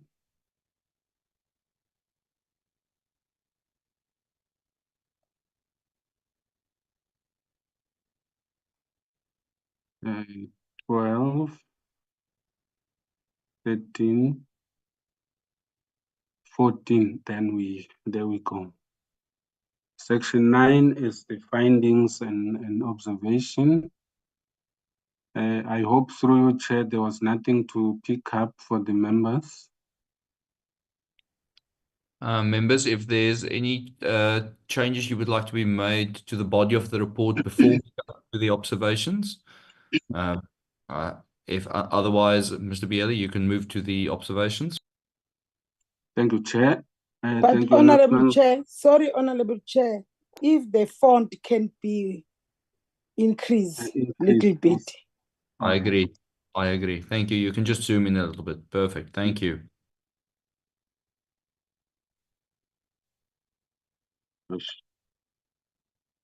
Yeah. Okay, 9.1, the committee made the following observations. The committee notes that the Public Service Commission received clean audit outcomes in the consecutive years, including the 2023-24 financial year. The committee notes and compliments the PSC for achieving almost all set targets of the annual performance plan for the 2023-24 financial year. The PSC had 29 targets, 27 of which were achieved. This represents 93% achievement of targets. The committee further notes and compliments the PSC for spending 99.5% of the overall budget, which matches the set targets achieved in 2023-24. 9.3, the committee notes the PSC legislation, the bill, has been introduced and tabled to Parliament in October 2023. The bill will enable the Commission to be supported by a secretariat, which will be independent from government in order to strengthen its independence and be removed from the PFMA classification as considered as a national department. The PSC has to be strengthened to give it more powers like the Auditor General, South Africa. Sorry, Honorable Chair, the font must be increased. Sorry, Honorable Chair, it's too small. It's going back where it was. Can we be able to increase the font? Thank you. Is that better? Yes, it sounds better now than before. No, that's right. Thank you very much. Okay. Yeah, can the names of attendees be removed so I can read, because it's blocking my script? Marcy, can you help? Come again, Mr. Biela, what's that? Yeah, the attendees are blocking the side. I can't read the entire sentences. Okay, let me see. Okay. You can just remove the attendees from blocking the view like you did before. Otherwise, I will have to go back to the smaller screen then. Hey, has that helped? Yes, yeah, it's gone now. Yes. Yeah, let's see where we were. Okay. The PSC has to be strengthened to give it more powers like the Auditor General South Africa to enforce implementation of its recommendation. The committee further commits to process and finalize the bill by early December 2024. 9.4, the committee notes developments regarding commission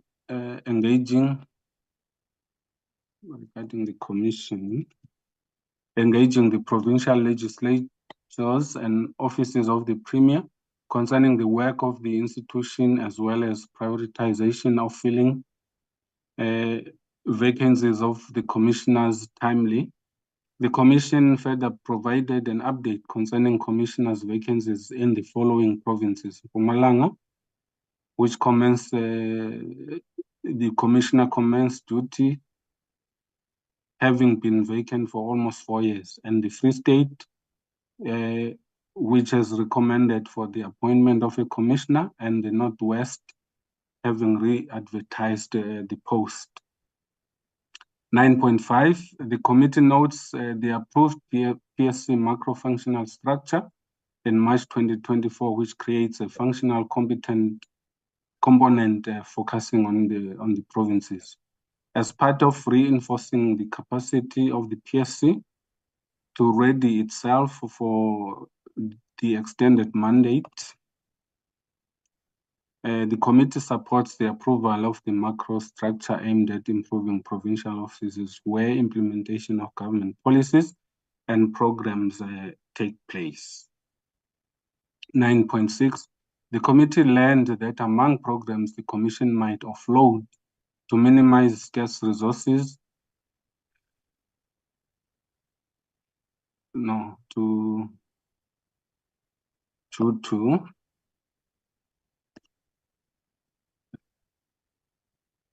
to scarce resources,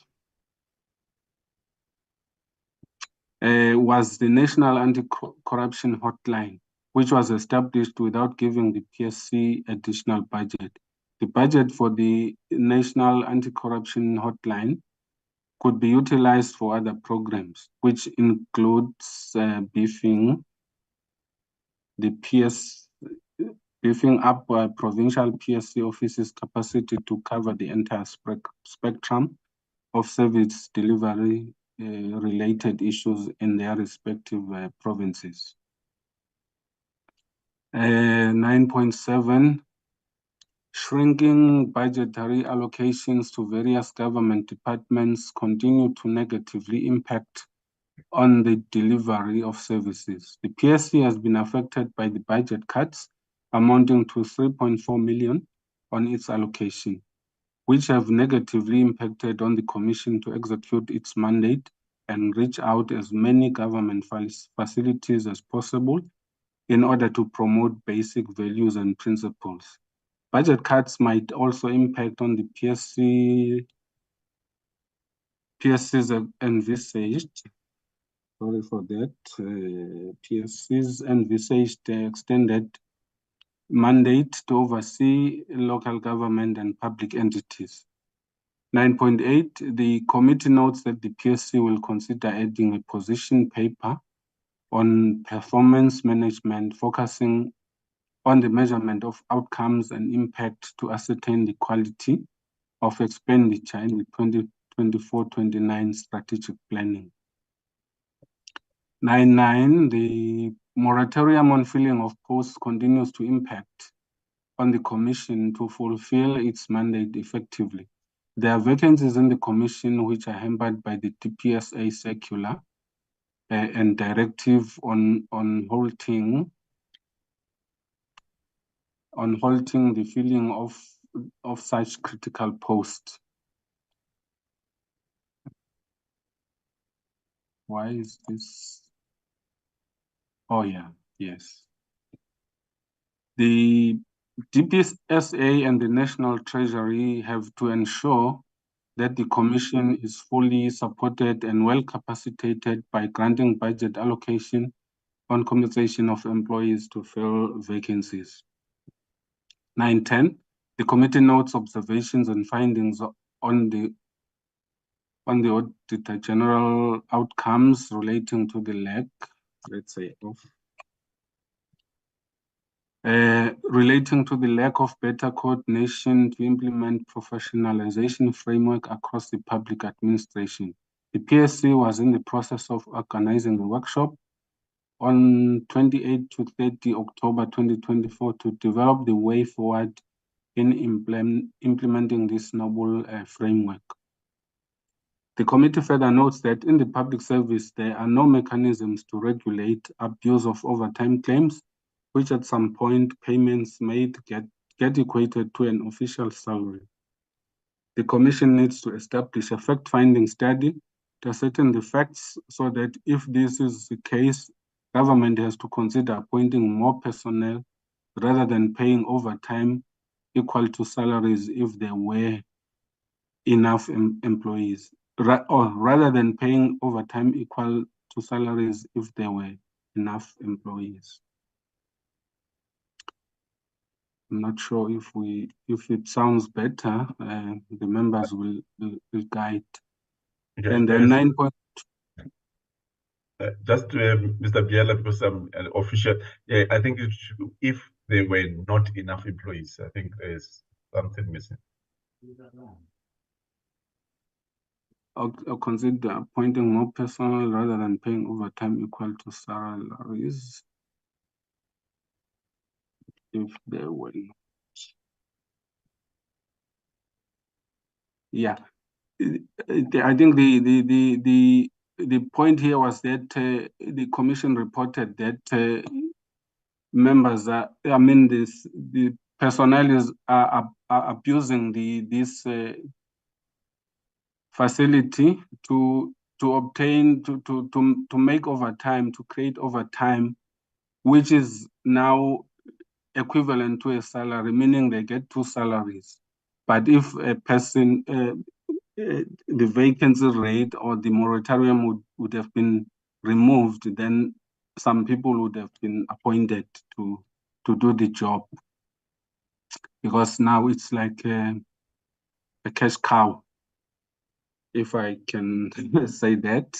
9.12, the committee observed anomalies concerning public servants at senior management service, not disclosing directorship and potential conflict of interest due to a lack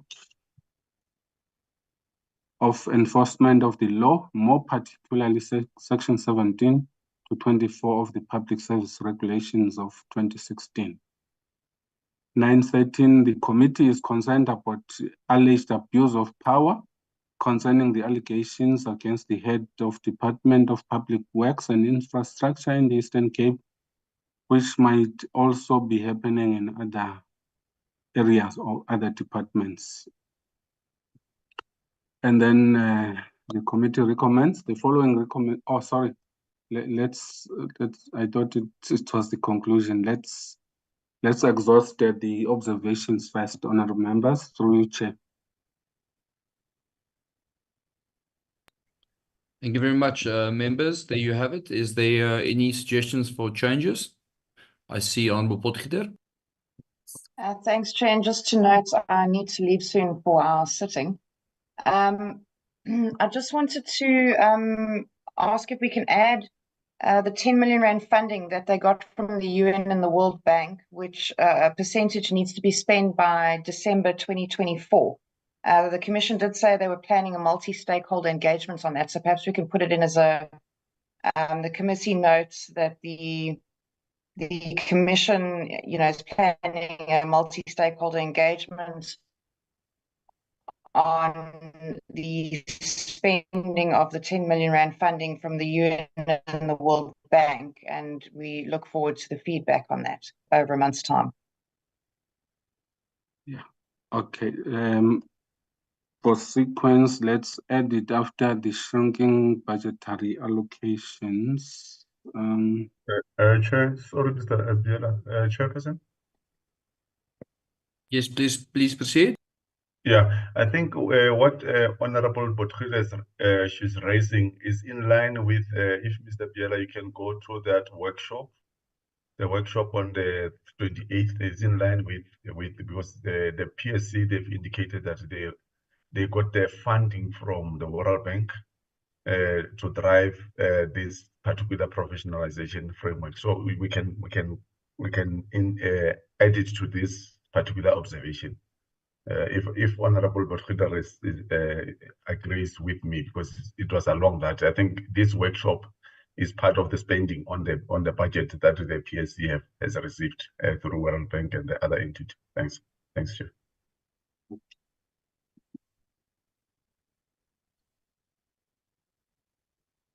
Completely agree. Thanks, Chair. Yes.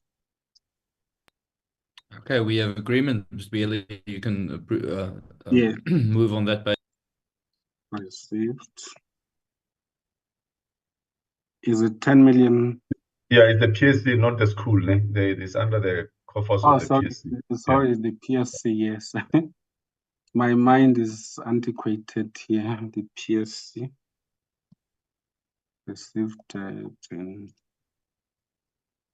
million rand towards the funding of the workshop, is it? Towards the implementation of the framework. Oh, okay, towards the implementation. Because the workshop, the workshop is part of towards the facilitation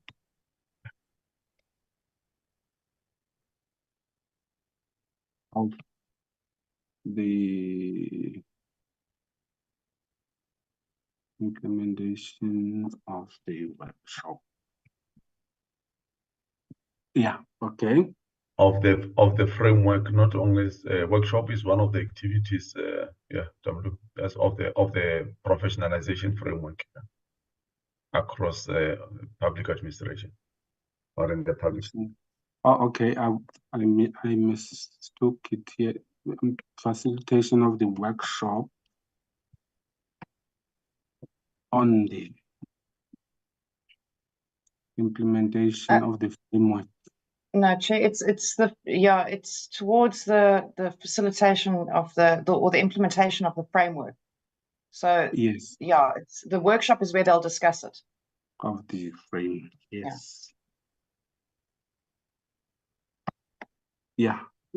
The committee is pleased that the PSC received 10 million rand towards the facilitation of the workshop on the implementation of the framework. Okay. If we can just remove workshop, because the 10 million is not for the workshop.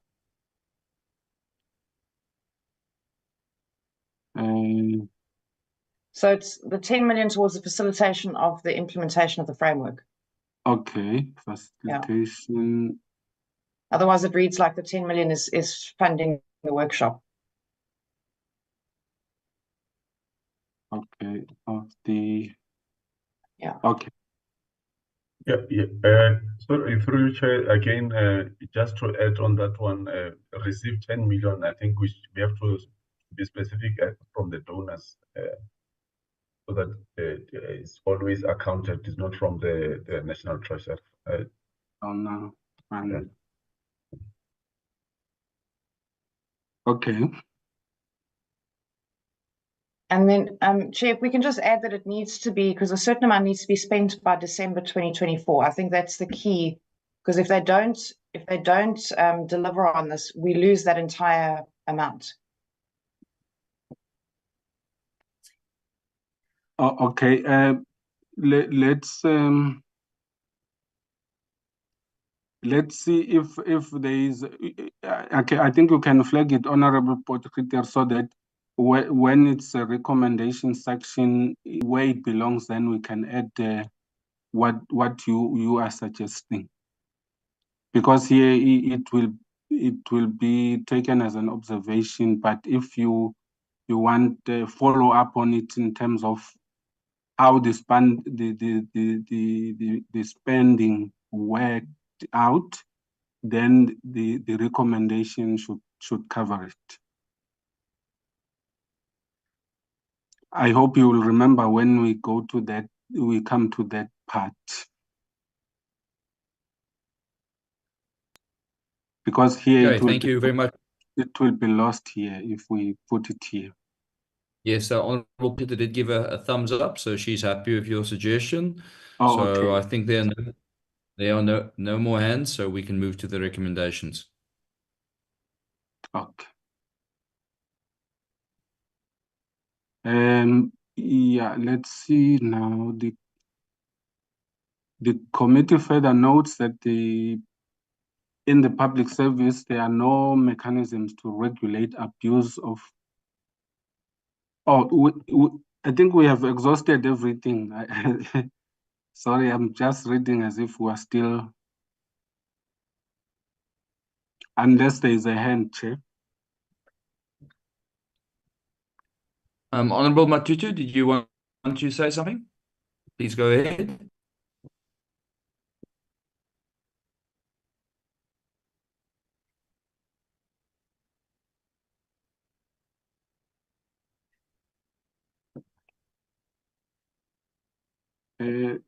In the meantime, Chair, let's go to section 10. The following recommendations are proposed. Yeah, I just want to say, Honorable Matutu, okay, there your mic is open now. We couldn't hear if you were speaking. Oh, okay. Thank you, Chair. Thank you, Chairperson. Thank you, colleagues. I would love, Chairperson, to request the Public Works in East London to come and account to us, because there's a lot of happening. They have been raising these things happening at Eastern Cape about Public Works, not willing to account, do their things, their own things. A lot of corruption there. I would love if you can consider my request so that Public Works in Eastern Cape must come and account. Thank you very much, Chair. Thank you. Your request is noted. I think we can perhaps consider oversight visit to Eastern Cape as well, or combine it with hearing. But we will discuss that. Let's move to the recommendations. Thank you, Chair. The following recommendations are proposed. 10.1. The Commission should continue engaging all provincial legislatures and offices of the Premier relating to the work of the institution, as well as prioritization of filling of commissioners' vacancies timely. And then 10.2, the National Treasury should ensure that the Commission is well supported as part of preparing the institution to expand its mandate to cover local government and public entities. Budget cuts can continue to impact on the work of the Commission. Therefore, the National Treasury should consider giving the institution additional budget rather than cuts. 10.3, the Department of Public Service and Administration and the National Treasury should consider allowing the Commission to fill the critical senior management vacancies in order to ensure effective functioning of the institution. Perhaps we should improve it by requesting the Commission to the committee, or let's say the Commission should consider approaching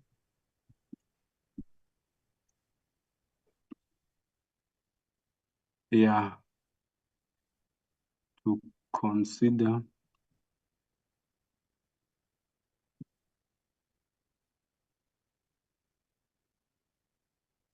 or let's just say so that there are too many considers, and the Commission should approach the National Treasury to consider allowing the Commission to fill critical senior management vacancies in order to Yeah, because we are talking about the commission. The recommendation, it looks like it belongs to the department and the National Treasury. 10.4, the committee should organize a joint collaborative workshop regarding the implementation strategy of the professionalization framework with relevant stakeholders to ensure that the framework is fully implemented in the public administration. Also, a dedicated official at director level should be designated and appointed to steer ahead to the professionalization framework. Without a dedicated official, this project will not be given the necessary focus. 10.5, the committee also proposes a joint meeting or workshop with all key stakeholders, TPMS, TPSA, TPME, NSG, National Treasury, COCTA, and PSC, on the implementation of the professionalization framework.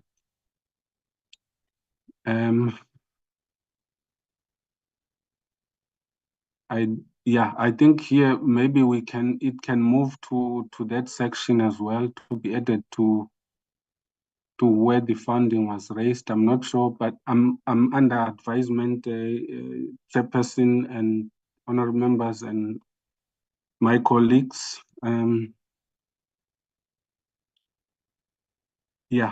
10.6, the Commission, together with the Department of Public Service and Administration, should enforce the law passed by Parliament for having consequences at senior management service who continue not disclosing directorships and potential conflicts of interest.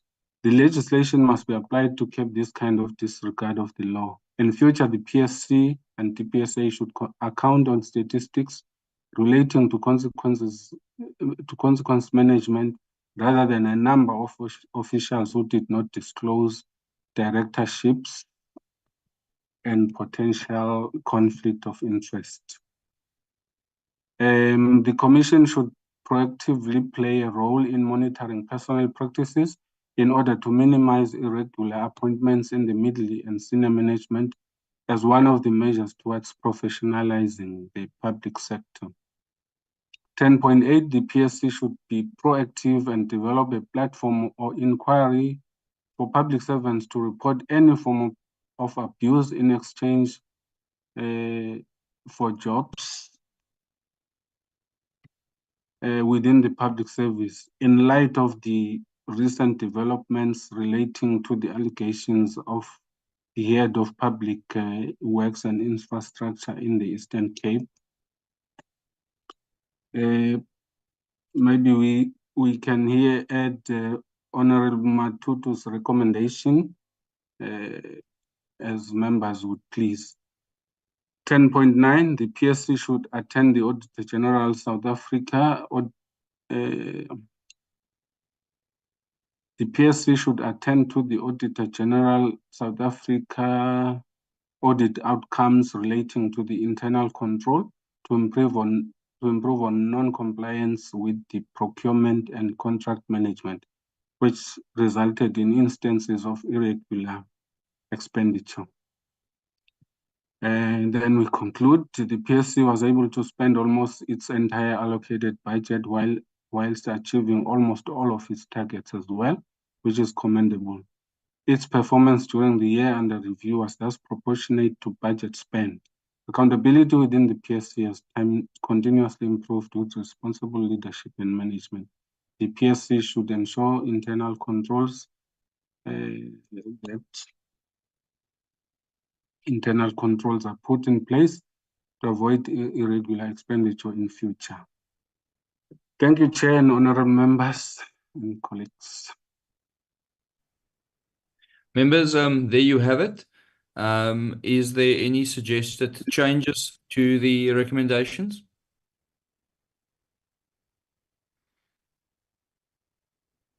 Okay. Yes, Chair. No, to me, no. I'm covered, Chair. Okay. I don't see any hands, so I am going to propose that we move for adoption. Can I have a proposer, please? Perhaps, Chair, we can work on the recommendation by Honorable Matutu on 10.8 to maybe to have a joint meeting, committee meeting with the Public Works on the issue of abuse of power. I don't know.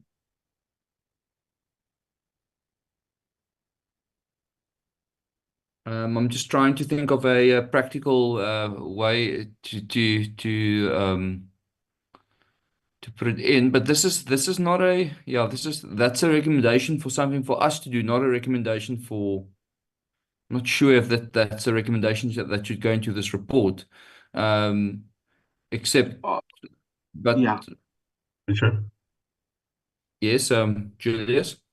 Yeah, we're just to add on the recommendation. I think Honorable Matutu has raised a number of issues because we have to also think of. I think one of the recommendations was to invite the Department of Public Works in the infrastructure in the Eastern Cape.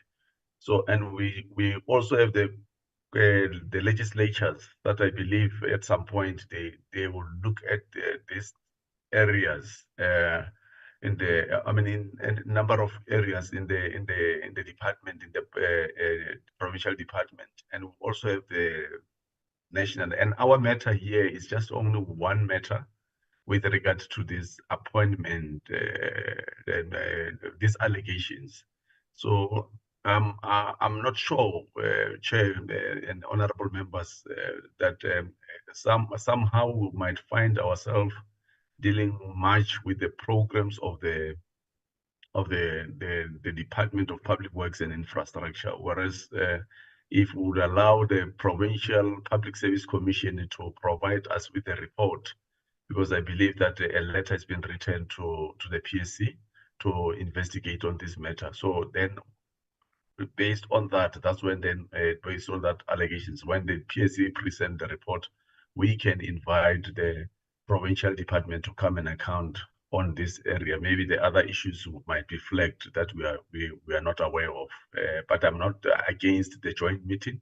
We can still carry on with the joint meeting, but at a well-informed position, like the member said earlier on when we were discussing the petition, that we have to be empowered and be in a well-informed position so that the committee can make a decision. So that's what I would just wanted to add, that yes, as much as we want to have joint meeting, maybe we need to just focus on our scope so that we don't encroach into the scope of the Portfolio Committee on Public Works, and there is also a legislature, a provincial legislature that deals with other matters.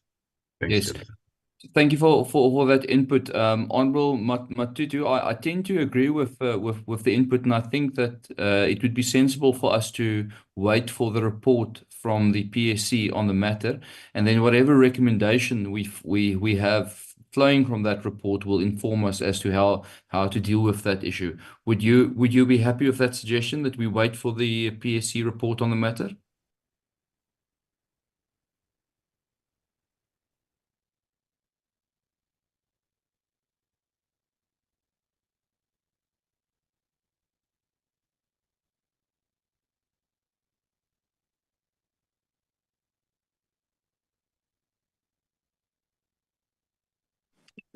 Chairperson. Please, yes, please, we can hear you. You hear me now. I second the official Public Works chairperson. We need to join us on the meeting to account. We can't wait anymore because there is a lot is happening there. We can't wait for the report. We need to request the agent Public Works in Eastern Cape particular, because there is a lot is happening there. So my suggestion, chairperson, as the official saying, Public Works, we need to call and join us on the committee and account about not waiting to go to Public Works for the oversight, because time is moving. Thank you very much, Chairperson.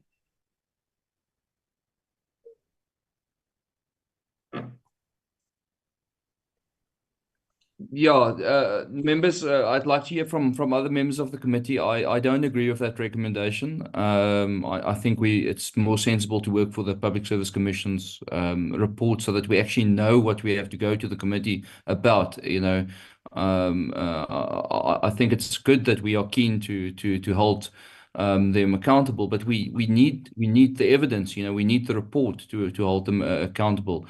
Can I please, Honourable Whip, can I please have your suggestion as well? Let me just that we just get another opinion.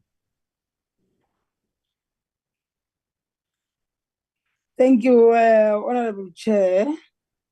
Honourable Chair, I agree what you are saying. Actually, there is a commission in the province of Eastern Cape. Maybe, as you are saying, let's take this issue to the commission and the national commissioner so that they will take it to the Eastern Cape. After that, you will call them. We will suggest that we must call them to come in account while we having a tangible evidence into what is happening in the Eastern Cape. For now, don't have anything, but there is fine. If the honourable member, there is something that he knows about that, he can provide even us about what is happening in the Eastern Cape, so that you will be in the mood of no, this thing, it needs an urgent meeting with the Eastern Cape Public Works based on the tangible, what the honourable member knows about the Eastern Cape Department. But again, on top of that, Chair, I was raising my hands to rise on adoption of the document. Thank you, Chair. Thank you very much. I just would like to say that what I am willing, you know, what we can do maybe is to add to 19.13 is to say that the committee awaits the report on the allegations at the Department of Public Works and Infrastructure. And we will act accordingly to the findings of the report, so that it's clear that we will act when we have the evidence.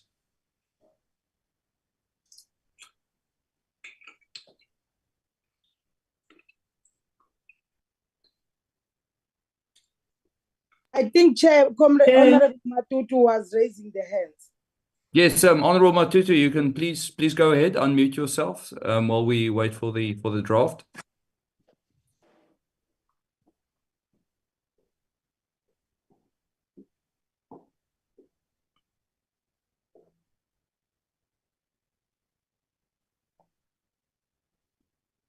Go ahead, Honourable Matutu. Yeah. Hello, President. You hear me now? Yes, now we hear you. Yes. No, the vote is against me, but it's fine. We can wait for the report, but won't change the corruption is happening there. Because at the end of the day, we're gonna call the Public Works. So I agree. Let's wait the report. But now I can't say what I know without the report. So let's wait the commission to come with a report, and then I will add what I know is going there if it's not in the report. Thank you very much, Honourable Member. That's sensible, and I think we've got the draft there on the screen that's been added. So, members, with that, Honourable Whip, would you still like to nominate? Yes. Chair, before I add, my hand was up.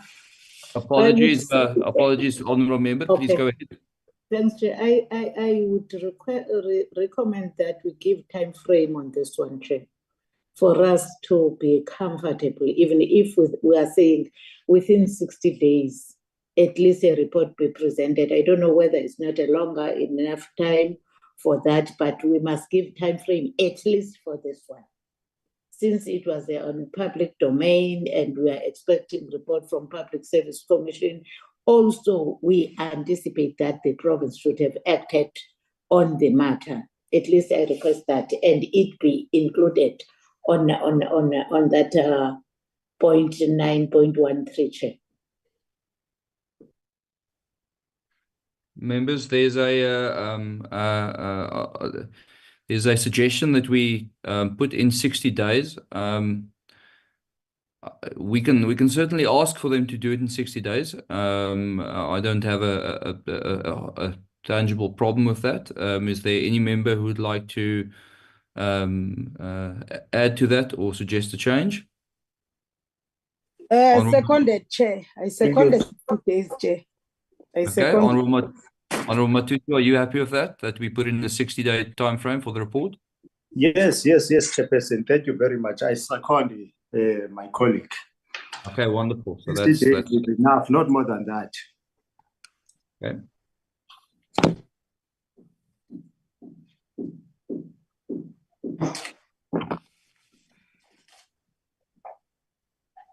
Okay. Now, Chair, Honorable Chair, Yes, Whip. is I being seconded what I was raising. Yes, no, so the amendment as it is on the screen has been nominated and accepted, and it now reached the committee, awaits the full report from the PSC on this matter within 60 days to determine further action. If all members are happy with that and happy with the report, can I please have a proposer that we adopt the report?